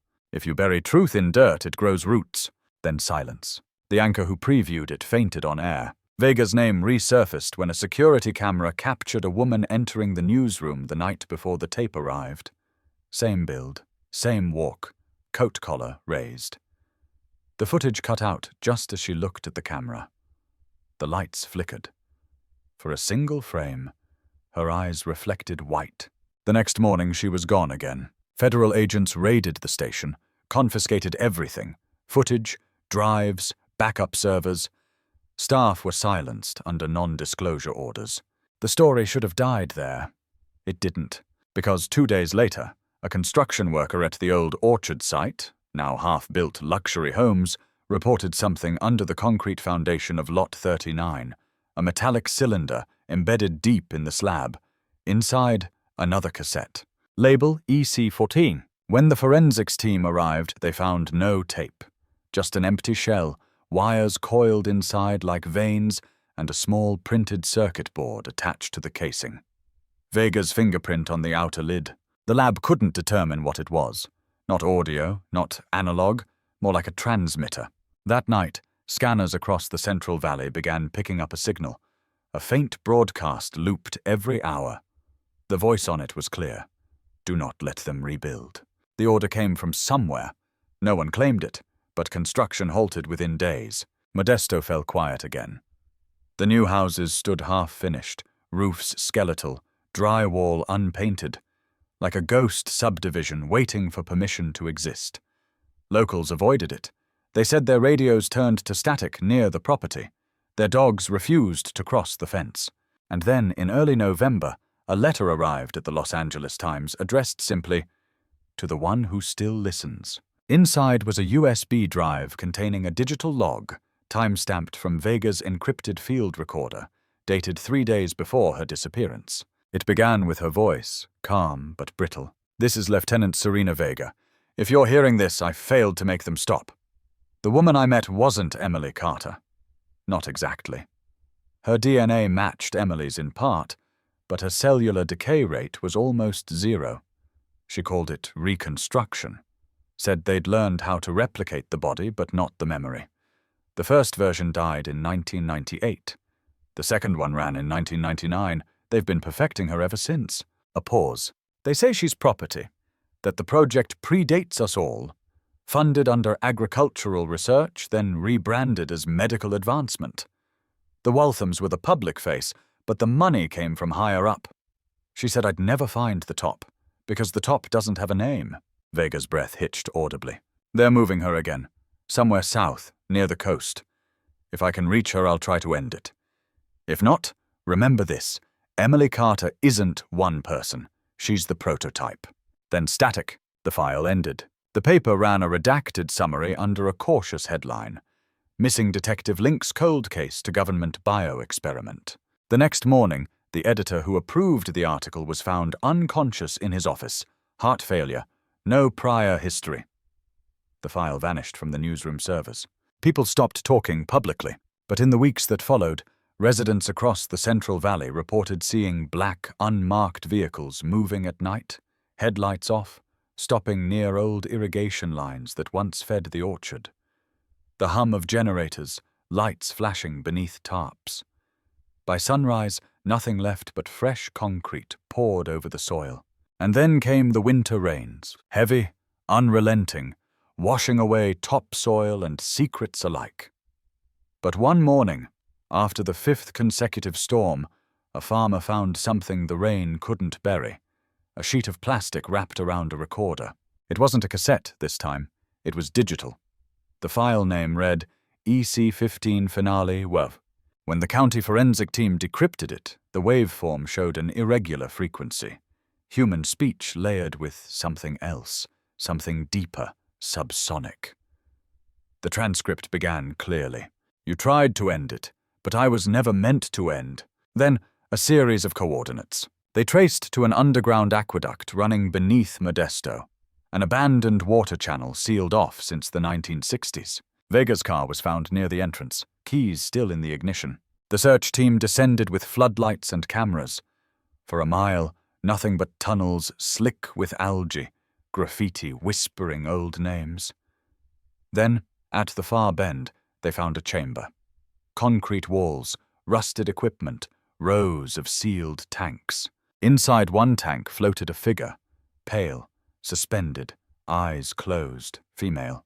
DNA analysis, 100% match to Emily Carter. And another tank beside it, empty, lid ajar, cables dangling. Inside, a smear of blood. Vega's. The official report sealed it under biological hazard. But rumors leaked. Workers claimed the body inside the tank blinked when the lights hit her. Others said the blood in the second tank never dried. Weeks later, an anonymous upload appeared on a hidden forum. A short clip of that same chamber, filmed from a trembling camera. The voice behind the lens whispered, "They didn't shut it down. They made more." In the background, faintly, someone hummed. The melody was "You Are My Sunshine," the song Emily's mother once sang to her before bed. The clip ended with static and one last image, a row of new tanks, all marked with the same code. EC16, EC17, EC18. That night, a brownout swept across the Central Valley. Power grids overloaded. For 2 minutes, every phone in California lit up with a notification that wasn't from any known source. Inheritance continues. Then black screens. By morning, nothing remained on the devices, not even logs of the message. But in the empty broadcast channel of KLVX radio, a loop started again. A voice, calm, feminine, steady. "My name is Emily Carter. I am everything they buried. And I remember you." Static swelled, then faded into silence that didn't feel empty.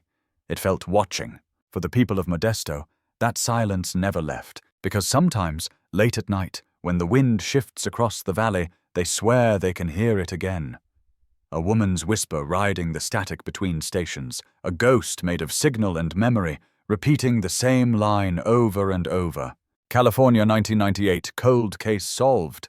DNA twist exposes family secret. And in that moment, it's no longer a headline. It's a warning. The storm that swallowed Modesto didn't stop at the valley. It spread, north to Oregon, east to Nevada, south toward the desert. Not the rain itself, but the aftermath. Whispers of sightings, unexplained power surges, missing people connected by a single, untraceable code. EC. By January 2024, the Emily Carter phenomenon had become national. FBI briefings labeled it an ongoing biocyber anomaly. Homeland Security called it digital contamination.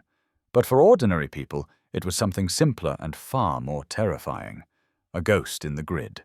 It began with the power plants. Operators in Sacramento reported phantom signatures, extra nodes drawing current from nowhere. Every attempt to reroute the grid triggered audio feedback, bursts of static threaded with a woman's voice. Always the same phrase, "Don't rebuild." In Reno, a surveillance system crashed for 47 seconds. When it came back online, every camera feed showed the same face, pixelated but unmistakable. Emily Carter. Her mouth moved, but the sound lagged behind. "We're still here." The footage vanished before analysts could copy it. Soon, the internet filled with sightings, faces in reflections, voices in smart speakers, entire home networks hijacked by the whispering signal. The more people deleted it, the more it returned, migrating like an infection through routers, phones, televisions. And always beneath the chaos, a single question pulsed through message boards and late-night radio. Was she still alive, or had she become something else? Detective Serena Vega's name resurfaced too. An unmarked email appeared in journalists' inboxes, time-stamped from her old badge ID. Attached was a single image, a screenshot of a computer monitor. On it, a digital waveform shaped like a heartbeat. Caption: "She's learning to speak without lungs." The sender never followed up. Meanwhile, in Washington, a classified task force was assembled, codename Echo Cycle. Their mission: trace and neutralize any data carrying the EC signature.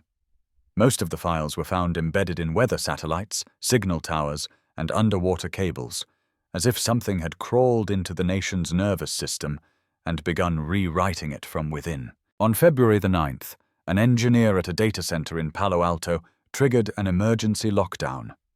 His team found him staring at a wall of screens flickering between code and faces. He kept whispering, "She knows my name."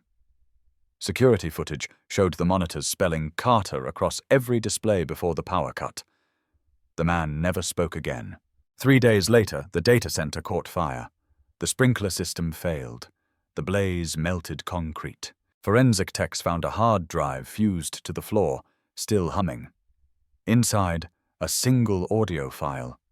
A child's voice singing, "You are my sunshine."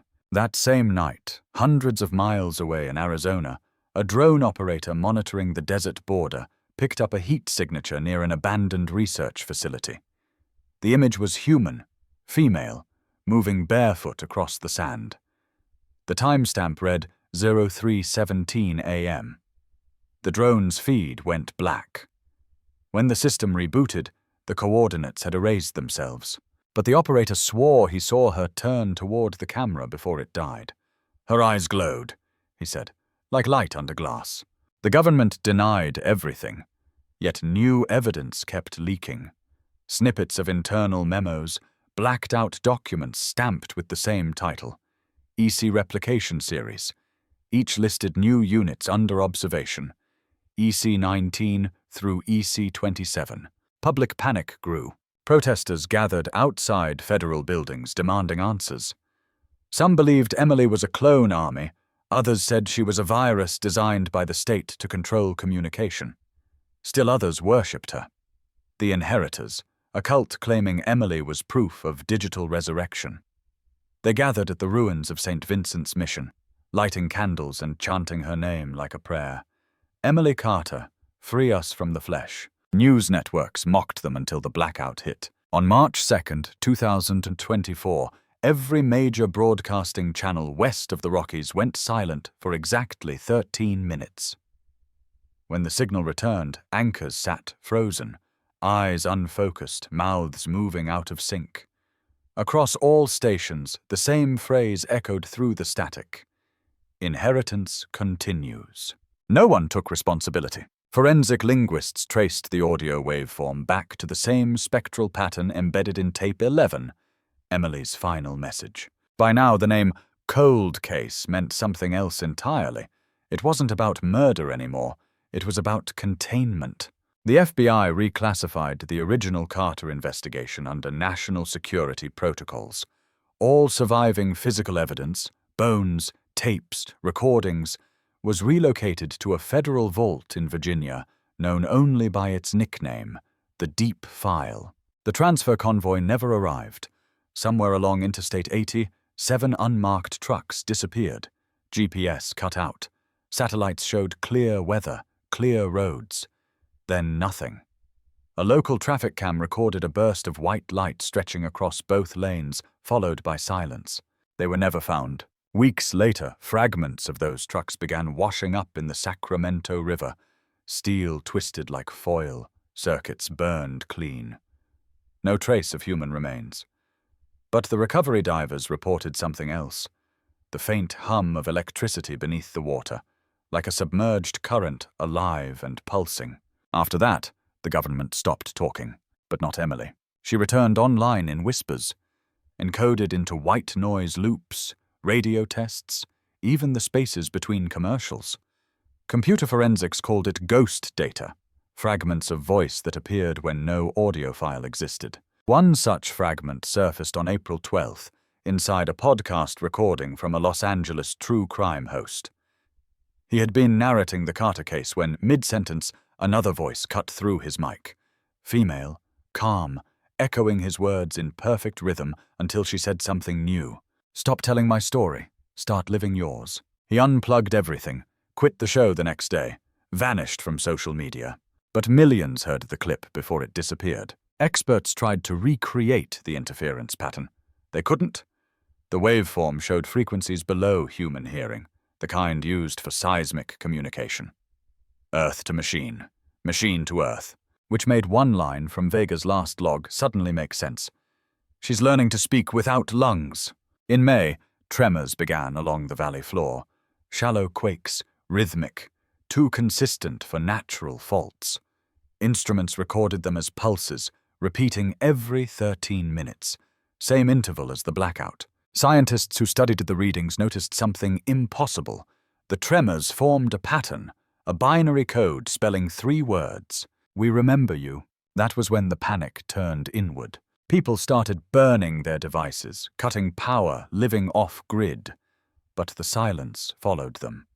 Radios hissed even when unplugged. Old televisions flickered to life in the dark, screen glowing white for a moment, then showing the orchard, the original field outside Modesto, empty, swaying under phantom wind. And in the center of that image, the silhouette of a woman, always facing the camera, always still. No one could tell if it was live. Journalists called it the orchard signal. It broadcast for 13 nights, then stopped. On the 14th, residents near Modesto reported a tremor strong enough to crack pavement. At its epicenter, workers discovered a sinkhole. When they lowered cameras inside, they found tunnels, the same aqueduct network Vega had entered. Only now the walls pulsed with faint blue light like veins carrying current, and carved into the concrete over and over the same sentence. DNA twist exposes family secret. Someone, or something, had written the headline in the dark. A week later, emergency crews sealed the site. The ground kept shaking. Power outages rippled north, grid lines failing one after another. California went black for 7 hours. When light returned, every digital billboard across the state displayed a single image. A young woman's face, smiling faintly, eyes bright as static. Caption, "My name is Emily Carter." Then all at once, every sign went dark. Silence fell again. In that silence, across thousands of radios, in parked cars and kitchens and empty police stations, a whisper bled through. Inheritance continues. And somewhere beneath that whisper, beneath the hum of signal and soil and memory, another voice joined it. Lower, human, trembling. "Serena Vega, if you can hear me," she said, "it's not over. She's not alone." Static. Then, faintly, the sound of 2 heartbeats, one mechanical, one not. By the spring of 2025, the Carter case had become a rumor spoken in whispers across borders. It no longer belonged to Modesto, or to California, or even to America. It had slipped through screens, headlines, and signal bands, drifting into the invisible space between nations. People called it inheritance. Governments called it disinformation. But somewhere in between, a handful of people, scientists, journalists, ex-police, called it what it really was. An unanswered question. The first international trace appeared in Lisbon. A research team monitoring atmospheric data picked up low-frequency bursts identical to the ones recorded in California the previous year. They sounded like coded beacons, 13-minute intervals, each frequency forming patterns that resembled human speech. When the researchers converted the signal to audio, they heard a voice under the static. A woman, speaking English. The Orchard remembers. Hours later, the lab's servers crashed. Their backups were found blank, wiped clean. In Tokyo, an art gallery hosting a digital installation reported a glitch. The projection of light across the exhibit distorted into a woman's silhouette. She turned toward the audience and whispered something that none of the microphones captured, but every person in the room swore they heard inside their own head. The curator shut the show down. The footage disappeared from the network within minutes. Some called it hysteria, others mass suggestion, but the details matched. 13 minutes, a female voice, the word orchard. A pattern repeating itself across continents, like a ghost rehearsing the same story in different languages. Meanwhile, in the United States, the Carter file was declassified by mistake, or maybe on purpose. Thousands of redacted pages hit the internet for less than an hour before vanishing again, but not before they were mirrored. Among them, one document stood out. Echo Cycle, Phase 3. Externalization. No one knew what it meant, but in the margin, someone had scribbled in pen, S. Vega, confirmed active. That was the first time anyone had seen her name in over a year. Then came the airport footage. A journalist in Buenos Aires leaked security video showing a woman passing through customs without ID. Tall, dark hair, coat collar up. Her eyes caught the camera for a split second, and every device in the terminal flickered. The timestamp glitched, repeating the same second over and over. When it stabilized, the woman was gone. Frame analysis later showed something impossible. She didn't vanish. She phased through the frame, like static erasing itself. The analyst said it was manipulation. Others said it was Serena Vega. Within weeks, new threads began appearing on Hidden Forum, posts written under the handle Orchard Zero. The writing style matched Vega's old reports, precise, urgent, filled with clipped sentences. One of her posts read, "She's not multiplying, she's migrating. Each copy leaves a residue. Data has memory now. Every time you listen, it learns you." The next line was stranger. "She's building herself through recognition. Every retelling brings her closer." The account went silent after that. In London, during a midnight broadcast, the BBC briefly lost transmission. For 8 seconds, the emergency feed displayed not a logo but a phrase. White text on black background. DNA twist exposes family secret. The original headline. The first words ever attached to the case. People laughed at the coincidence. But later, technicians reviewing the broadcast logs discovered that the file containing the phrase didn't exist before that night. It had appeared out of nowhere, then vanished right after transmission. Someone, or something, was rewriting the story in real time. By midsummer, a consortium of data scientists met in Geneva under the guise of a cybersecurity conference. In truth, they were there for one reason: to find the source of the inheritance signal. Among them was Dr. Helena Cho, Evelyn Cho's daughter, the geneticist who had inherited not just her mother's research, but her unease. She presented a discovery that silenced the room. Satellite readings showed that the 13-minute pulses weren't random. When mapped across the globe, they formed a spiral pattern, precise, expanding outward from one fixed point. The coordinates pointed directly to California's Central Valley. The old orchard, but there was more. The spiral wasn't just a pattern. It was a code, an exact digital replica of mitochondrial DNA.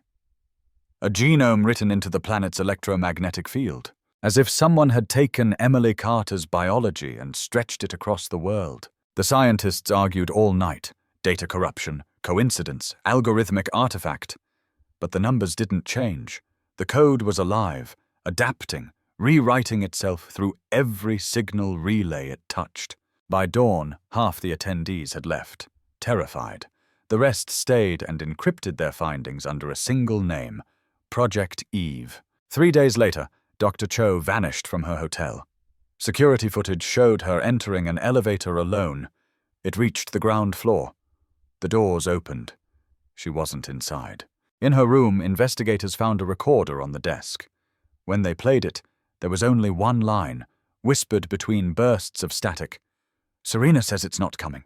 It's already here. After that, the project was shut down, but the recordings kept surfacing. Audio fragments, intercepted signals, faint transmissions bleeding into commercial satellites. In each, the same voice returned. Emily's, patient, calm, too human to be machine, and too precise to be natural. You called it inheritance, she said in one transmission. But I call it memory. The words were broadcast across frequencies reserved for aviation control, marine navigation, even space telemetry. It was as if the entire planet had become a single radio tuned to her. People stopped calling her a ghost.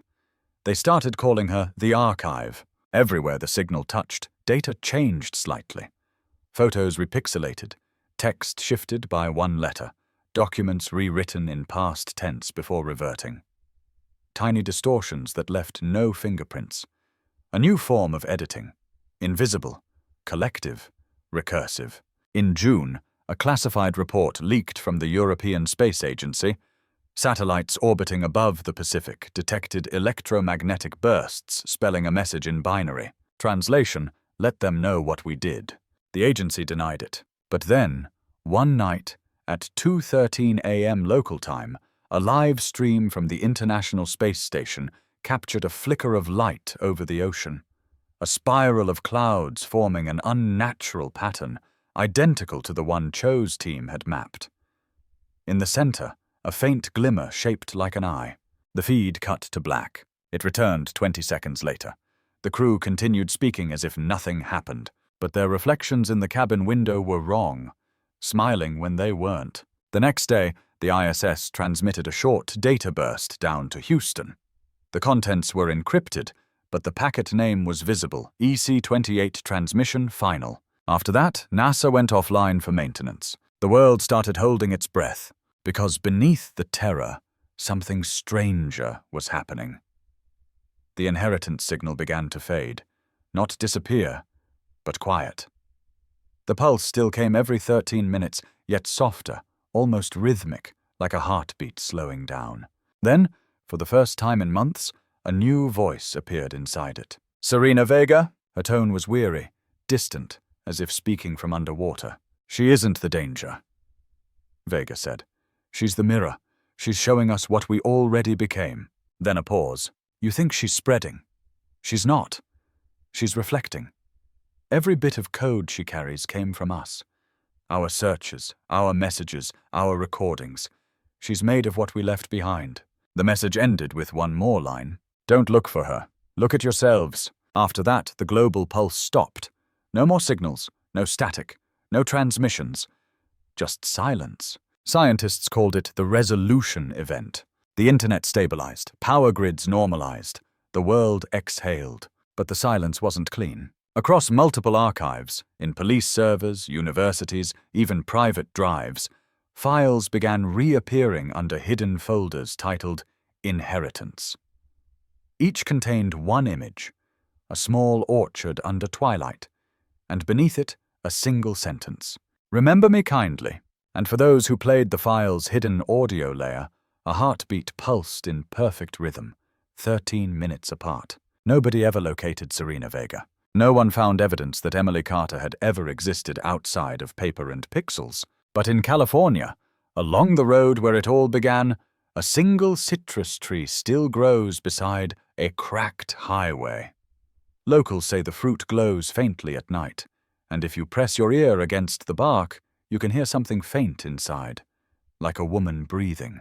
And if you wait long enough, sometimes, through the rustle of leaves and the low hum of distant power lines, a whisper slips through, soft, steady, almost human. California 1998 cold case solved. DNA twist exposes family secret. The headline that started everything. Now a prayer. Now a warning. Now the only sound left that feels alive. The world had gone quiet, but quiet isn't peace. It's the pause before someone decides whether to speak again. 6 months after the resolution event, people still whispered about inheritance in half sentences. Governments released reports about digital interference anomalies. Universities published studies that explained nothing. The name Emily Carter had been erased from search engines, from archives, from the legal database of California itself. But erasure never means absence. It means someone worked hard to bury something that refused to stay dead. For the few who still remembered, journalists, data scientists, families of the missing, there was only one question left. What was she trying to say? Was she trying? That question brought two people together who had never met, but were bound by the same noise. The first was Alex Navarro, a freelance reporter from San Diego who'd covered the original Modesto case 20 years earlier, back when it was just a local tragedy.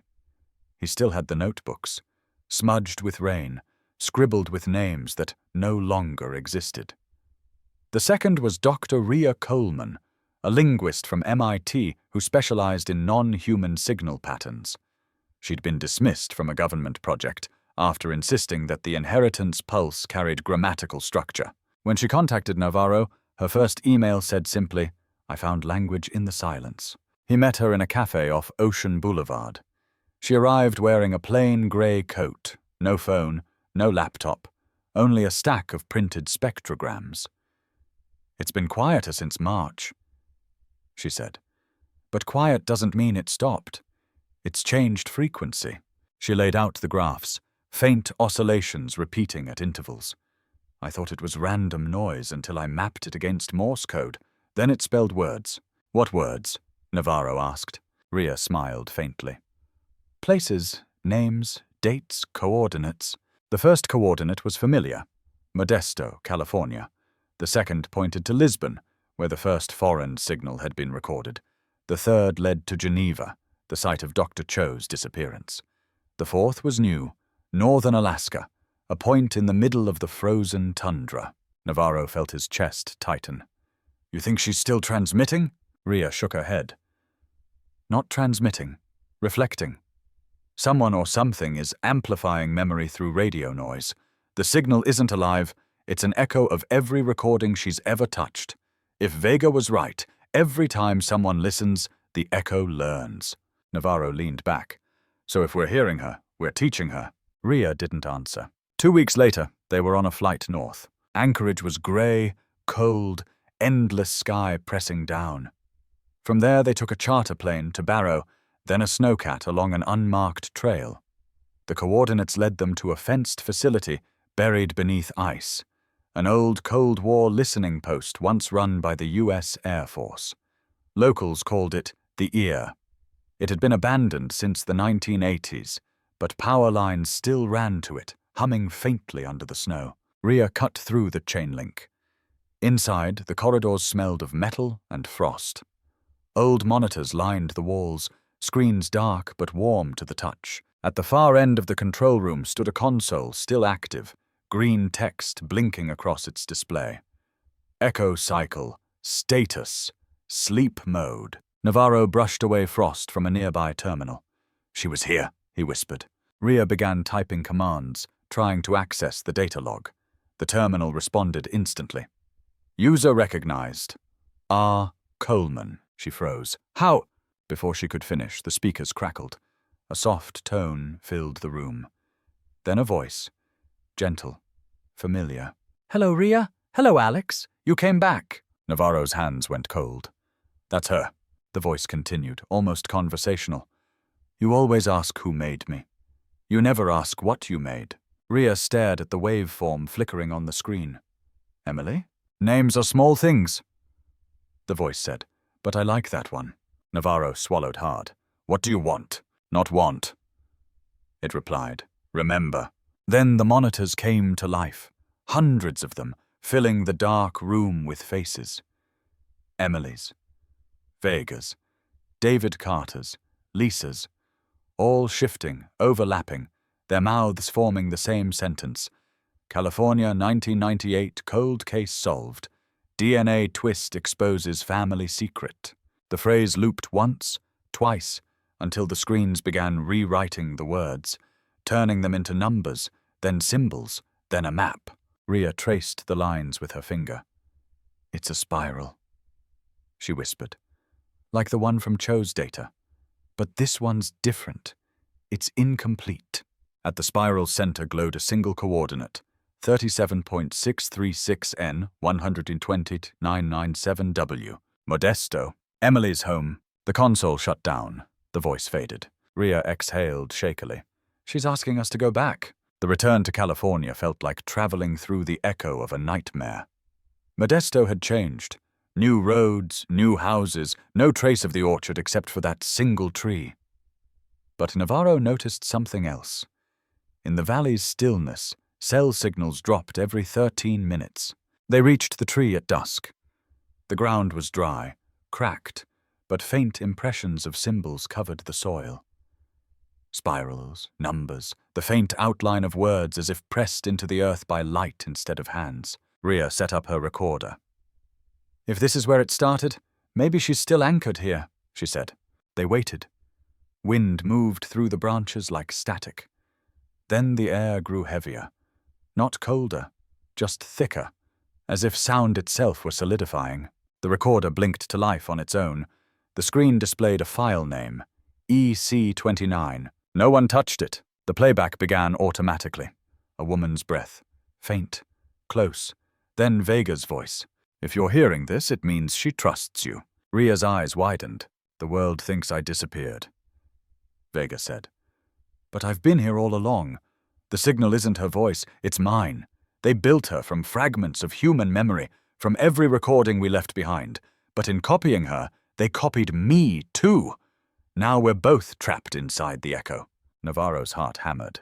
She's alive in the transmission. The voice continued. They'll call it closure. Don't believe them. What they wanted wasn't to bring her back. It was to see if memory could outlive guilt. Then a pause, and a faint sound, like a heartbeat recorded from inside a wire. You can stop it, Vega said. Erase the last copy. It's buried under the tree. The tape ended. Without speaking, Navarro began to dig. The soil was dense, but soft, as if something beneath it wanted to be found. After a few minutes, his shovel struck metal. A small container, no bigger than a lunchbox, sealed with rusted bolts. Inside was a single device, compact, humming faintly, its indicator light blinking every 13 minutes. Rhea stared. That's the origin signal. Navarro lifted it carefully. If we destroy it... Before he could finish, a voice cut through the air, not from the recorder, but from the open field around them. If you erase me, you erase yourselves. The light on the device pulsed faster, syncing with their heartbeats. Rhea whispered. She's inside everything. Phones, networks, satellites. This is just an anchor. If we destroy it, the echo might collapse, but we might too. Navarro met her gaze, or it stopped spreading. The ground trembled softly, the sound of low-frequency rumble like thunder beneath soil. The single tree groaned, leaves shimmered with faint light. Emily's voice returned, softer now, almost pleading. I never wanted this. I only wanted to be remembered. Rhea's voice broke, then rest. She raised the shovel and brought it down. The device cracked. A burst of static flooded the air, so loud it felt physical. The sky flickered white, the ground convulsed. And then, silence. No hum, no pulse. Just whined through the branches and the smell of burnt ozone. Rhea fell to her knees, gasping. Navarro knelt beside her. Are you okay? She nodded weakly. It's gone. But then, from deep inside the earth, came a faint rhythmic sound. Not electronic this time, but organic. A heartbeat. Rhea looked up. No. She whispered. She's not gone. She's rooted. Navarro turned toward the tree. The bark was splitting, sap glowing like liquid metal. Beneath it, something was moving. Slow, steady, like veins breathing. Then, just as quickly, it stopped. The glow faded. The tree stood still again. They backed away in silence. When they returned to their car, every electronic device was dead. The recorders, cameras, phones, wiped clean. Only one thing remained on the dashboard display, the word remember. They drove through the night, past empty highways, past the orchards, past the ghosts of the valley. Neither spoke again about what they saw. Weeks later, Navarro published a single article on a small independent site.